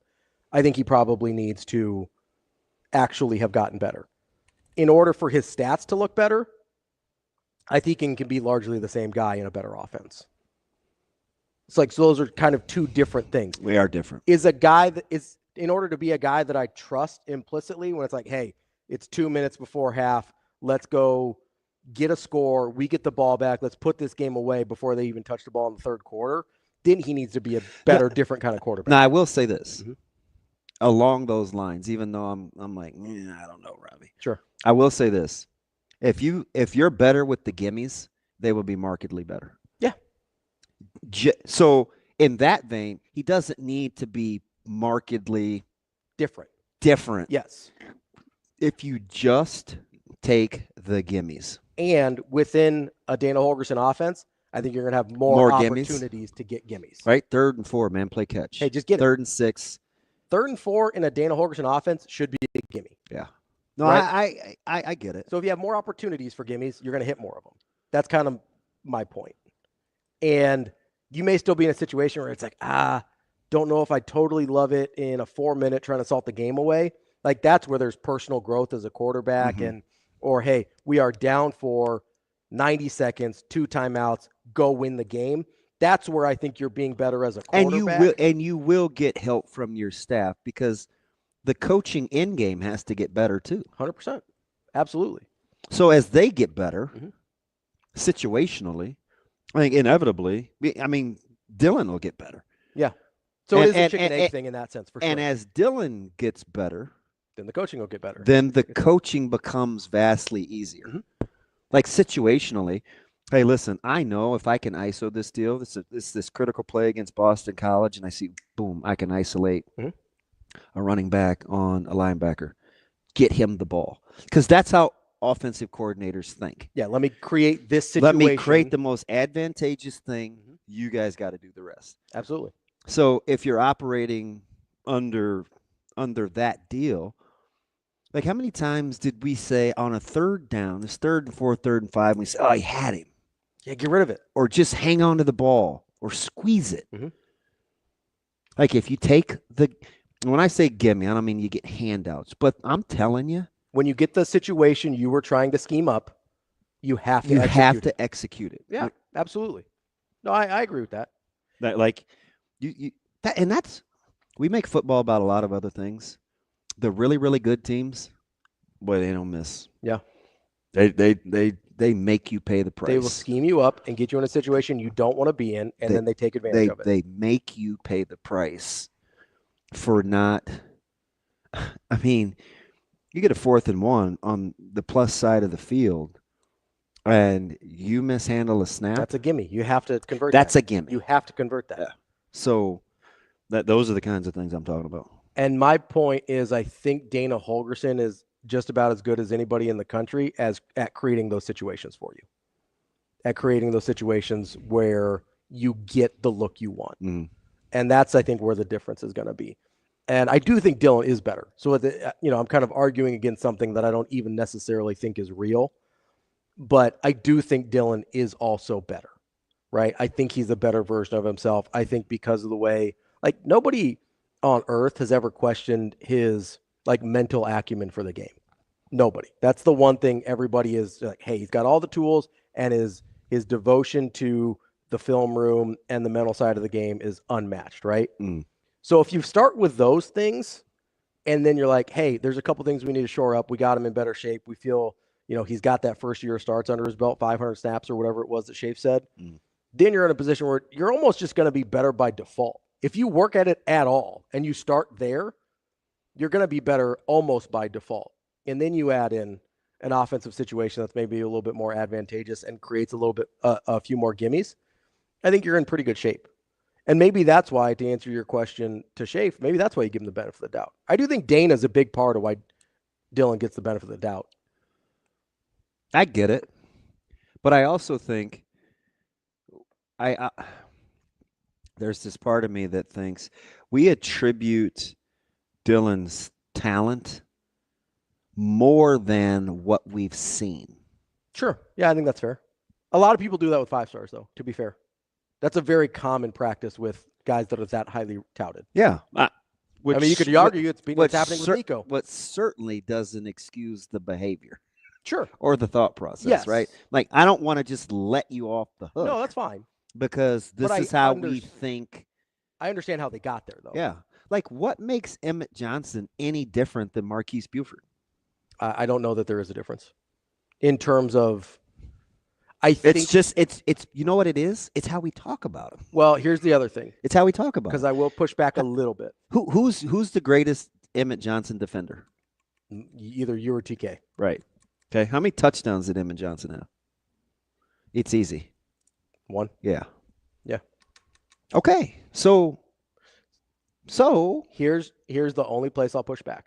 For most people who don't have as extensive as a football background as you do. Oh, don't let me off the hook. I'm not letting you don't, off the hook. Don't do that passive aggressive. No, I'm not being passive aggressive. I'm being legitimate here.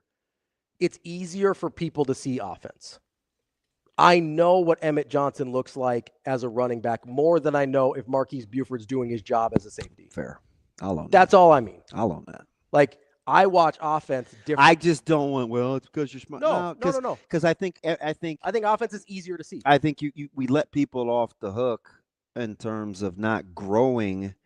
Like, I mean, they say a lot of things, and sometimes you just got to get better. I would you know what? Sometimes I want to say. What's that? Make sure you know what you're talking about before you talk about it. Fair. But people don't want to hear that from somebody that played. Yeah. I would even make the argument. So you don't use it against me either. Yeah, I'm not trying to. No, I'm just in general. Yeah, the royal we. Yeah. Yes, the royal. I would even make the argument that it's easier to see running back, or we think it's easier to see running back than like wide receiver, right? Because we don't always know. Hey, what route was he supposed to run there? And I don't think a lot of people know, to a certain degree, like, hey, what is good route running? You know, how is that designed versus how did he execute it? Was that an option route that he made the wrong decision on, or did the quarterback make the wrong throw there? Yeah. You know, like there's even some intricacies on offense that I think are harder to see. Running back is easy in the sense of, hey, if they get yards, we like it. Like if they move the ball forward, we like it. Yeah. Like I do think there's something to we don't really know whose responsibility that was. Was that on Herzog? Was that on Malcolm? Or was he trying to cover for somebody Keys? that was wasn't, you know?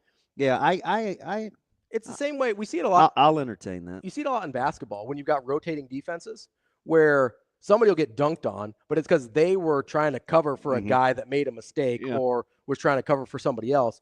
Like there's a lot more variables there, I think. And if you don't know what they were supposed to do, it can get a little bit tricky. You know, we make a lot of like corners a little easier sometimes if we're like, hey, we know they're in man. Did this guy get beat or not?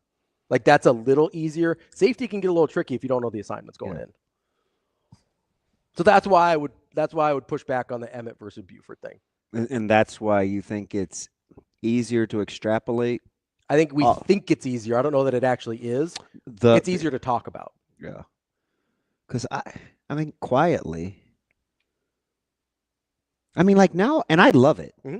Don't get me wrong. But now all of a sudden, like offensive line gets the benefit of the doubt. I think that's weird. I was the earliest adopter on that. I was. Outside of the guy that said, well, the players wanted him. Coach Rule was intent on getting rid of him. I'll ride with Donnie because that's who the guys want. But even outside of that, just saying, hey, he's sort of always figured it out. Let's just assume he's going to figure it out. Yeah. Right? It was when Teddy Prohaska went down last year before the season. That's when I really started to get on this because there was enough track record, in my opinion, at that point. Like what? So, and it's like I completely understand it, but I do because I think I was also an early fan. It is interesting though how we're willing to just assume when we weren't before. And maybe it is the Holgerson piece. Maybe it is the 5-star thing. Maybe it is. It's probably a combination of a lot of things. But I think there's also a desperation that we want him to be the thing that he needs to be. I think there's a certain part of us that's like, we need that from him. I think that factors in. There's an emotional element to it. I definitely am not going to knock your hustle. I don't blame people that there's an emotional element to it. They're right. They need Nebraska needs Dylan Raiola to be the 5-star. Yeah. And if he is, all bets are off. Your chances of success increase. Go skyrocket. Monumentally. Increases your margin for error, increases your ceiling. It's a total game changer if Dylan is Dylan. right? If Dylan's the guy who we want him to be, total game changer. That's fair. That's DB. I'm Ravi Lulla. We'll be back tomorrow. More Hurrdat Sports Live. See you. Have a good day. Love you.